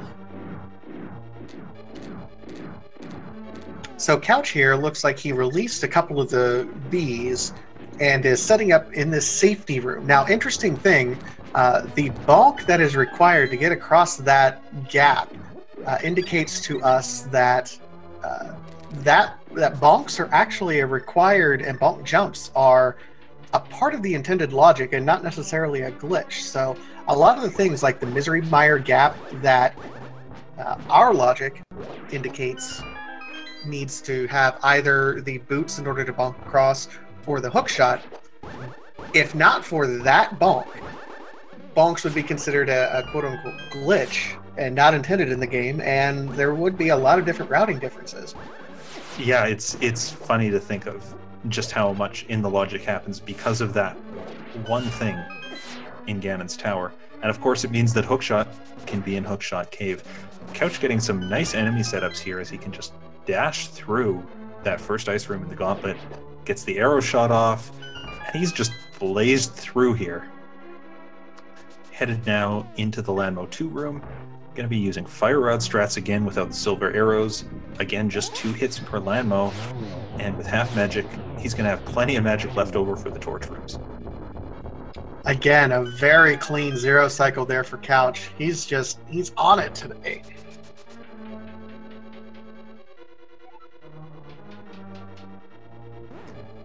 Pokefan making his way through the turtle room, getting a bit of trouble as the hammer flips over some turtles while it's defeating others. But of course it takes out a flipped over turtle in 1 hit, which is the reason to use it.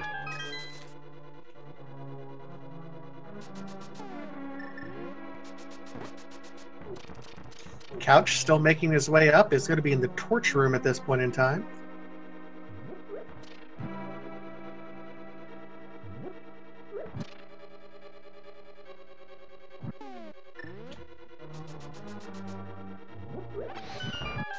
And Pokefan made his way through to Helmasaur. Again, 17 hammer hits is what he's going to need here.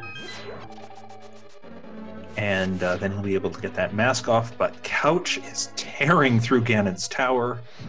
Up at second torches already. He's got 3 small keys, so he doesn't even have to stop to take out a Helmasaur here. Though he does anyways. Is checking these chests in hope of a good find. Just a piece of heart and $20. Yeah, unfortunately, Couch is still looking for those silvers. We know where they are, and unfortunately, he's not going to find them. Probably going to spend a little bit more time here as well. That's right. The good news is, based on the play I've seen from Couch so far in this race, which, well, that's an interesting place for the shovel. Based on the play I've seen from Couch so far, I'm fairly confident he's going to be able to take out Ganon without the silver arrows. I think if there was any question he couldn't do it, he would have been checking the entire basement for them. So we're going to get to see a silverless fight in the first race of this tournament.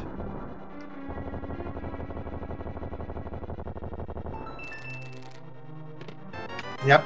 So we have a Tempered Sword silverless that's going to happen on the right-hand side. Pokefan, once he gets there, will be doing a Master Sword silvers, and he is making incredibly effective use of that B to take out those popos. I just want to point that out. But it looks like he's going back through Eastern Palace, maybe to take out Armos in hopes of finding the Tempered Sword on that boss. Eastern Palace being a pendant, it's not required to beat the game today. Yeah, I'm a little bit puzzled by what Pokefan's doing. I still think you're right. I think he's still hoping to find a sword somewhere before he continues on.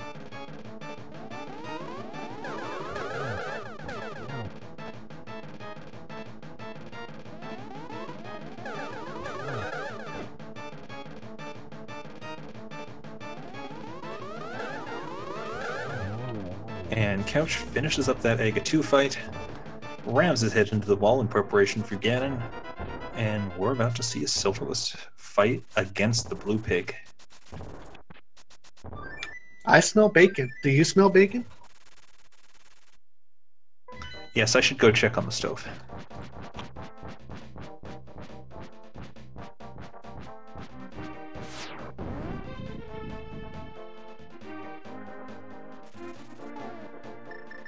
So, checking his bottle, I mean, I think Couch still has his fairy, but I think you're right. Yeah, he hasn't gotten anything else. No routing over to the witch, no picking up any extra anything, really. So, that's the only safety that Couch has at this point in time. I expect it'll be enough. He's got that red mail, which mitigates so much of the damage from Ganon, especially those hugs. They go from doing, I think, 8 hearts down to only 2. As Pokefan's going to use those silver arrows, takes out each Armless Knight in 1 hit, of course. Gets a heart container for his troubles, but only a pendant. Oh, Couch is down to only half a heart. Those flying bats, fire bats, are really doing Oh, nice dodge!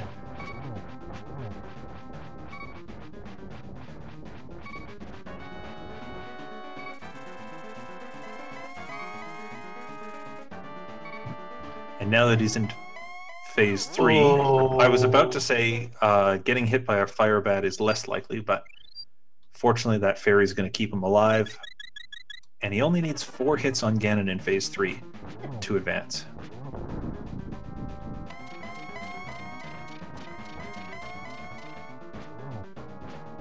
All right, let's everyone give Couch your support and love, and hope he doesn't get any more of those wonderful special Ganon hugs. Those hurt. Looks like Pokefan's making his way up to the witch right now, possibly to trade in that mushroom, very probably to get some potions. And Couch gets off that torch glitch, relighting the left torch before the right one goes out, so that the right one will always stay on for this fight. Makes doing the silverless strat that much easier.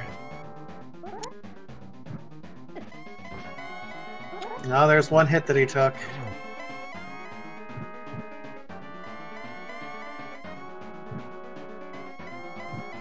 So, Vitasia, when I played this game as a kid, I always got the silver arrows to beat Ganon. I thought I needed them. How is Couch doing this fight without silvers? Well, that is a great question, Fillion. So, normally, when you hit Ganon, he will register as taking taking damage, but not taking any damage because he will turn into that blue mode immediately. However, if you manage to do a spin hit on him just before he starts teleporting, it will register the entire damage instead of putting him into that blue phase, registering normal damage on him. That is not the intended way to beat the game, of course. This is, a minor glitch associated with the game. You are intended to have these silver arrows when you get to this point. So it's, I don't know, it can be faster if you don't want to walk around and get the silver arrows, but it's kind of the favored strategy for NMG runners to do it.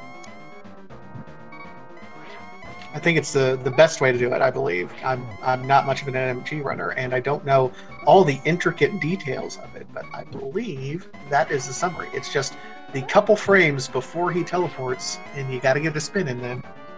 That's correct, and it's 12 hits total you need to get on Ganon there. So it could take a while. Oh no, Couch getting hit by the fire bat. I don't think he has a second fairy. That's a game over for him. He's going to have to take another stab at this fight.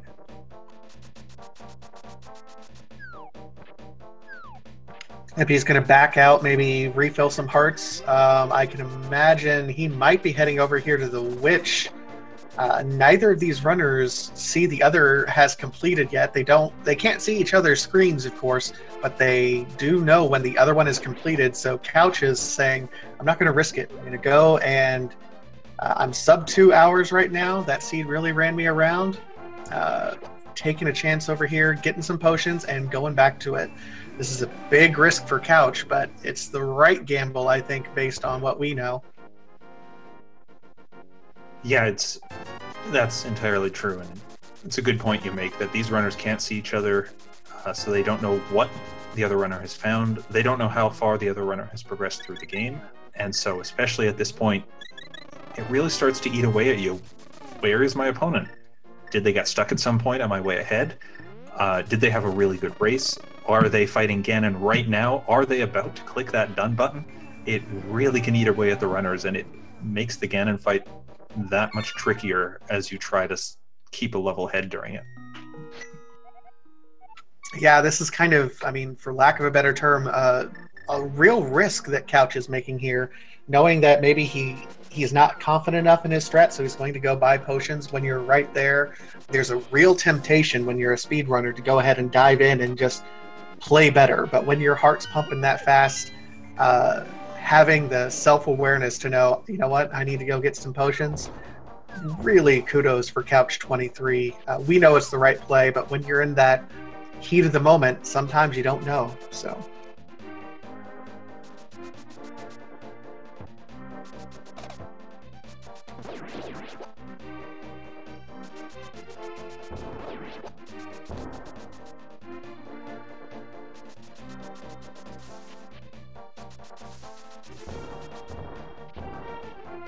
and Couch bonking off that tree, which most runners know about, gives you a guaranteed fairy coming out of it when you bonk into it. So a nice way to refill on hearts before Ganon.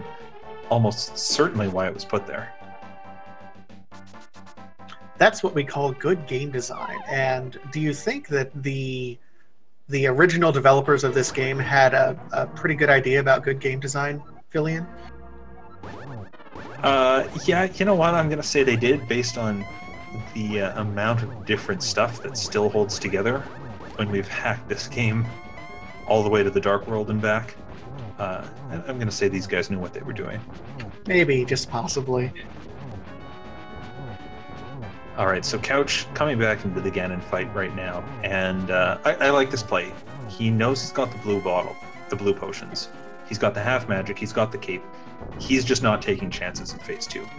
In fact, his Phase 2 is over because he didn't have to dodge the fire bats, he just turned on the cape and kept slashing.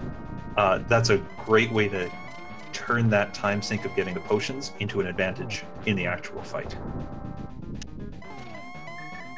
Absolutely. And right now we see Pokefan over here working his way through Turtle Rock. He will be finishing this up here. He still only has Master Sword, unfortunately. So he's slowly working his way over here. We'll have to go through Ganon's tower as well. Meanwhile, Couch... oh, and he gets Ganon hug and knocked down.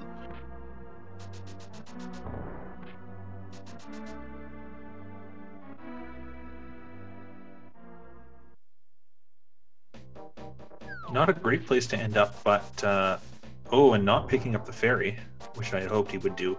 He is going to be able to head back in, and of course he's still got those potions, so he can keep running this fight a couple times before he has to refill on his bottles. This is where Couch is wondering. He does not see a done yet from Pokefan. He's got to be feeling that heat like he's right on his tail. He's died to Ganon once and fallen to Ganon once. That's when the pressure really starts ramping up, when you don't see it done. You've got to wonder, he's right on my tail.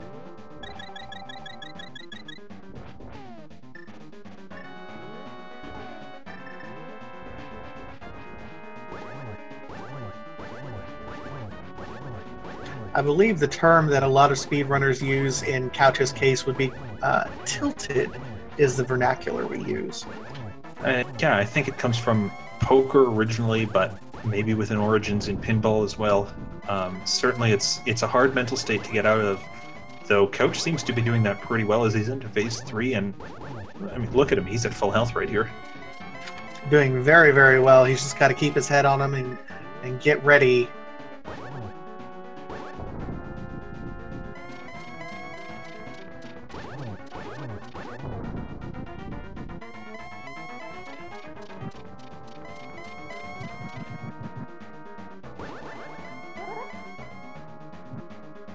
Meanwhile, Pokefan has taken out both those fire and ice heads, takes a couple of hits from the main snake of Trinex, but he's got that red mail. He's powering through a lot of this.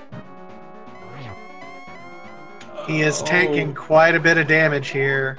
A nice little dash to sneak away. He's down to 1 heart. Does he have any? He's got a blue potion.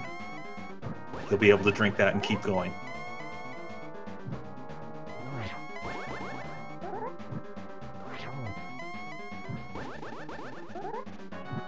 And there we go. Pokefan has taken out Trinex, but over on Couch's side, we've seen several hits already on Ganon.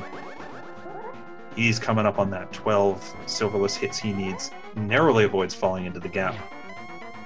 Looks like Couch is going to be able to wrap this up very shortly.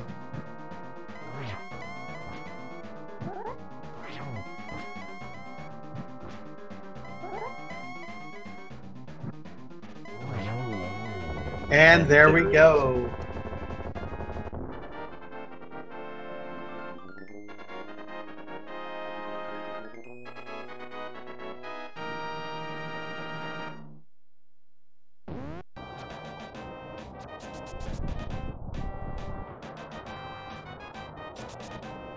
And so, Couch has won the first race of this tournament with a time of 2 hours and 10 seconds, just coming over that 2-hour threshold. Still a very good run, despite a couple of trolls by Ganon there. Good game, and congrats to him. He's going to advance to a record of 1-0 in this tournament. And we're going to stick around here and watch Pokefan play out the rest of Ganon's tower and the game. Yes, again, very well done, Couch. All your base are belong to us. I didn't think we would need any more Tillian. What's this? I don't know about you, Vitasia. I can always use more bases. Oh my goodness. And we're going to try to get Couch in here to have a conversation with him afterwards while we're watching Pokefan finish up. Pokefan looks like he is going to continue hunting for another sword, maybe. Yeah, I wouldn't be surprised to see him clear out a fair amount of this basement in the hopes of finding that.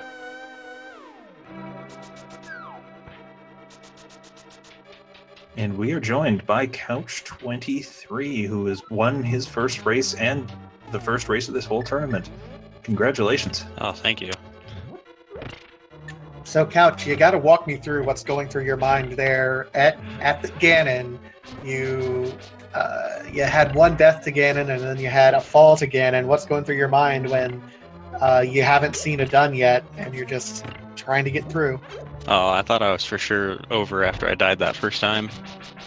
Like, that's about it. I had no other choice but to just try and finish the spin speed, which I should have practiced last night, but I really didn't.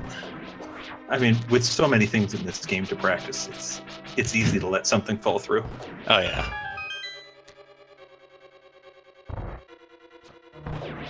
So I gotta say, one of the probably the most impressive gambles that I saw you make that really ended up paying off is you got those early breadcrumbs that pushed Desert hard, and you ended up, just about triple dipping because you had to go in there once. You saw the flippers on the torch room. You couldn't beat the boss yet because you didn't get the mitts or the power glove. You got the power glove, went back, still couldn't get the flippers. As soon as you got the boots, you went back there almost immediately, and of course that leads to Titan's mitts and opens the whole seat up. Were you following those breadcrumbs specifically, or what was going through your mind there? Kind of. I was seeing it, and I was just like, it gave me a book right away. So I was like, something's got to be in Eastern, or not Eastern, but Desert. And I went there, saw the flippers, and I was like, well. And then I also saw Ice Rod in the library, so I was like, well, as soon as I get boots, I need to go get those things. And I was gonna do Desert like right away, and I completely forgot I had gloves, so I went to go try and pick up the rock. So as soon as I found gloves, I was just like, I might as well go back and clear it and see what I can do.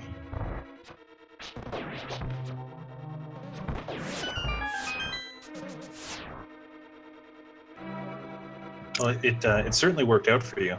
The other big thing was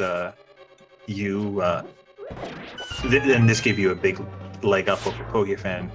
You went very early to Hype Cave, got those early boots, and that just kind of sped you all around the world faster. Any particular reason Hype Cave over Village of Outcasts when you had Dark World access? I don't know. I usually just go to the south route first when if I have the access down there. I'll go Hype Cave, and then I'll go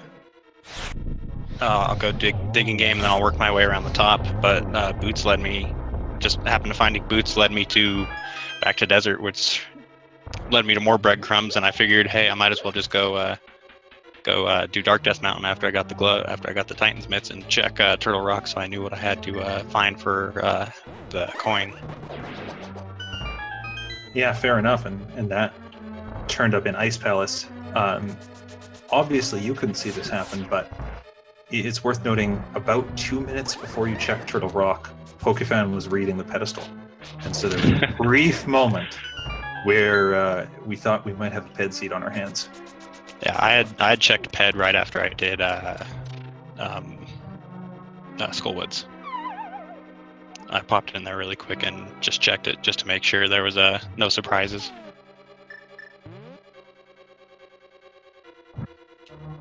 Yeah, that and there weren't, but it's always good to know that. Absolutely. Now, during the Ganon fight, Ganon said that the silvers were in the Dark World. Do you happen to have a guess, or do you want to know where they were? I'd like to know where they were, but I have no idea. They ended up being at the Pyramid Fairy. Oh, nice. So, vanilla silvers for you. I was just hoping I would, find silvers along the way, but I didn't. I mean, I know how to do the spin fight. I just haven't practiced it in probably like 6 months.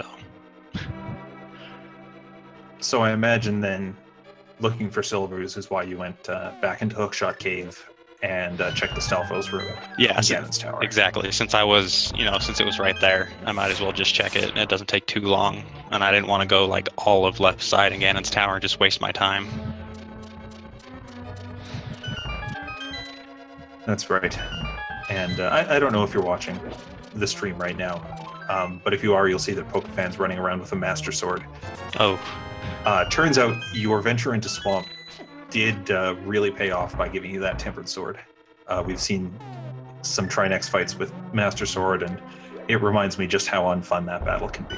Oh, yeah. That was just... I dove in there. I was like, I gotta find something, because I was frustrated after failing that bomb jump in Ice Palace multiple times. So I was like, I gotta go find something. I gotta go find Hookshot or something so I can get through here. And then led me to the Tempered Sword, and then I was just like, well, I have Tempered. I have all the stuff to go do Turtle Rock, so I might as well go do that.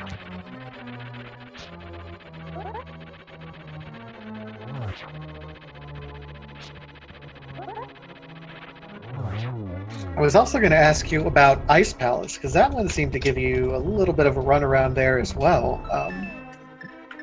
What was going through your mind going through that place? When I went there, I was just mostly looking for something to progress me in Turtle Rock or in Dark Palace. But as soon as I got to the Hookshot room and was trying to do that bomb jump, I just was like, I gotta get out of here. And then I was gonna go back down and just fight Cold Stare right away. And then I didn't get enough magic, so I was just like, whatever, I'm done. I'll come back later.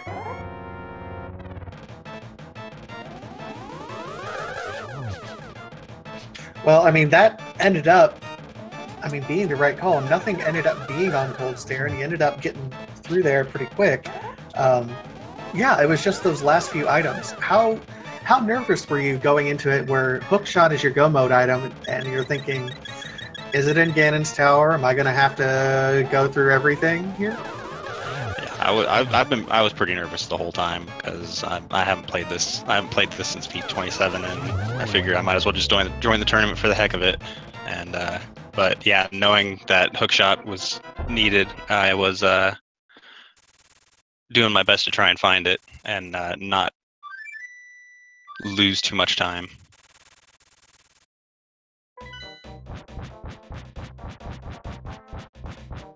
Alright, so Pokefan has completed the Gauntlet, Ganon's Tower, the Aga 2 fight.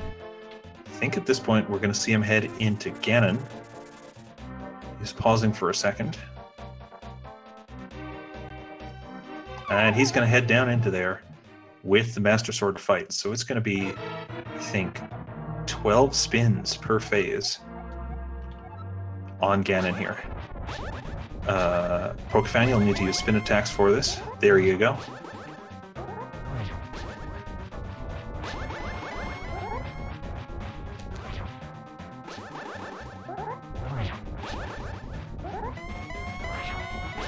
Yeah, just getting through this Ganon fight with spins is such a pain. Master Sword Ganon, in any capacity, even with silvers, not fun. Yeah, and it's one of those fights, especially in phase 2. It goes on so long that it just starts to drain on your energy as you have to spin and dodge repeatedly. Fortunately, I think Pokefan's got some potions for this.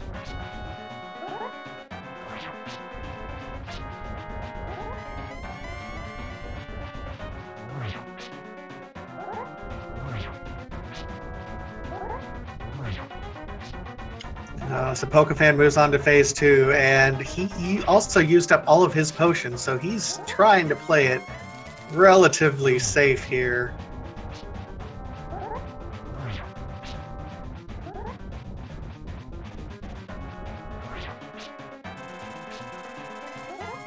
The good news is this fight has a very discernible rhythm that's easy to get into. The bad news is just trying to land those spins, as we're seeing, is a huge challenge at times.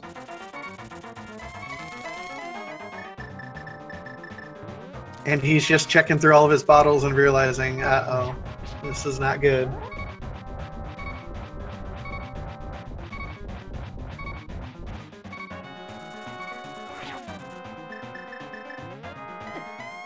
Oh no, and stuck with the sword spin releasing. He's unable to dodge that bat. He's going to take a death there. Yeah, with as many rupees as he has, though, I imagine he's going to take some time, go refill his health, come back. You know, I'm really surprised we didn't find the mitts, so the entire the flute. So the entire Misery Mire area is just unexplored at this point for our guys.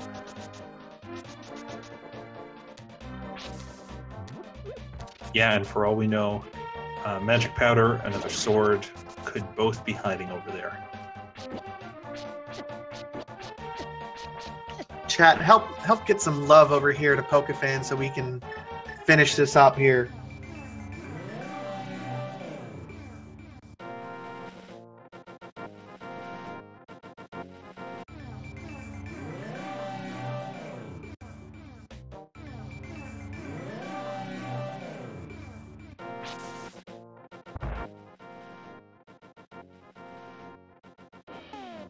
He is going for the safeties, getting all the green bottles.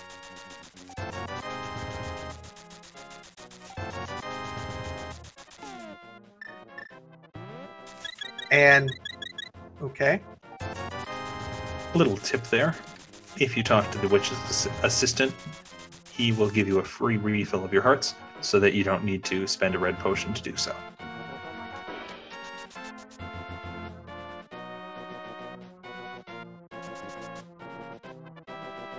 And looks like Pokefan's now ready to head back down to that Ganon fight.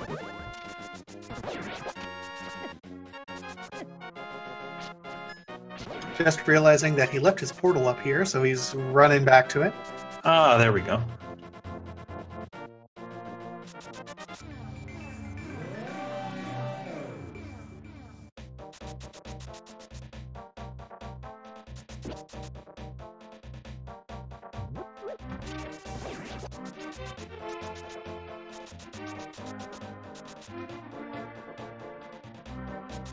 All right, so Pokefan versus Ganon, round 2.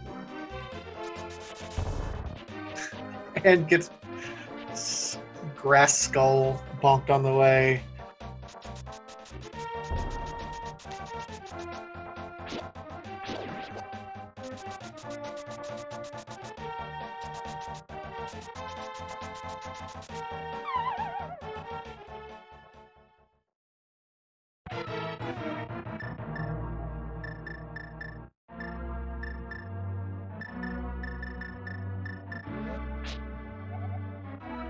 So as Pokefan starts off this battle, just a heads up to everyone, once he finishes this fight, we are going to head over to Final Fantasy 1 stream here on Speed Gaming, so we won't be able to interview him.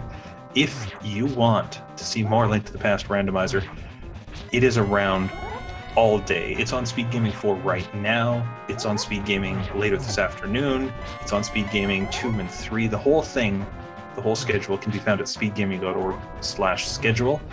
And if you want to see when this tournament and all the other tournaments are going on, make sure to give a follow to Speed Gaming channels 1 through 6. That's right, we're up to 6 Speed Gaming channels now.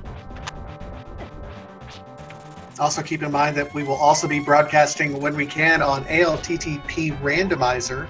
That's twitch.tv/ALTTP Randomizer. Lots of action going to be going on there, guys. We have 256 races a week for the next 7 weeks. Not to mention, once we get into bracket stages, we're going to have more. So if you're a fan of Randomizer, you're going to be able to get your fix here in the next few months. Oh, Pokefan with the clutch bottle when he was down to just 1 heart manages to pull that off. Nice escape. He's going to continue on with this fight. And yeah, to add to what Vitasia said, we can't restream every one of the 256 matches. We're good, but we're not that good. But we're still restreaming near constantly, so there's always more Randomizer for you to watch. Get it while the getting is good. And see Pokefan continuing to get these spins in here on phase 2. Did want to give a shout out while we still can here to both Couch23 and Pokefan213. If you've enjoyed these runners, go ahead and give them a like or a follow. There's no likes on Twitch, but give them a follow here on Twitch. These runners have done an amazing job for us today.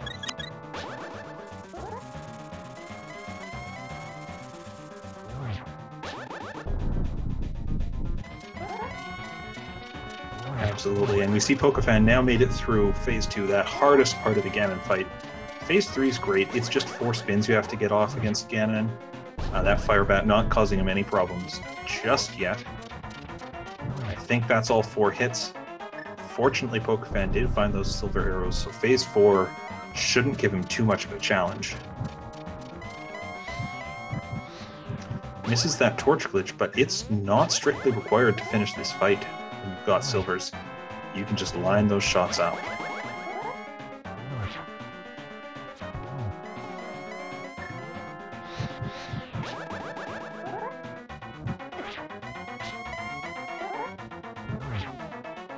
All right, 3rd arrow right there. Doesn't quite get the 4th arrow hit.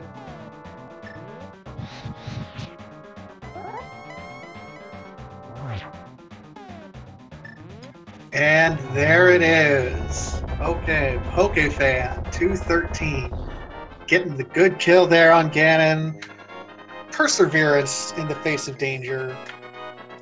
Doing a good job there, Pokefan213. Thank you, both Pokefan and Couch23, so much for your assistance and your gladiatorial combat here today.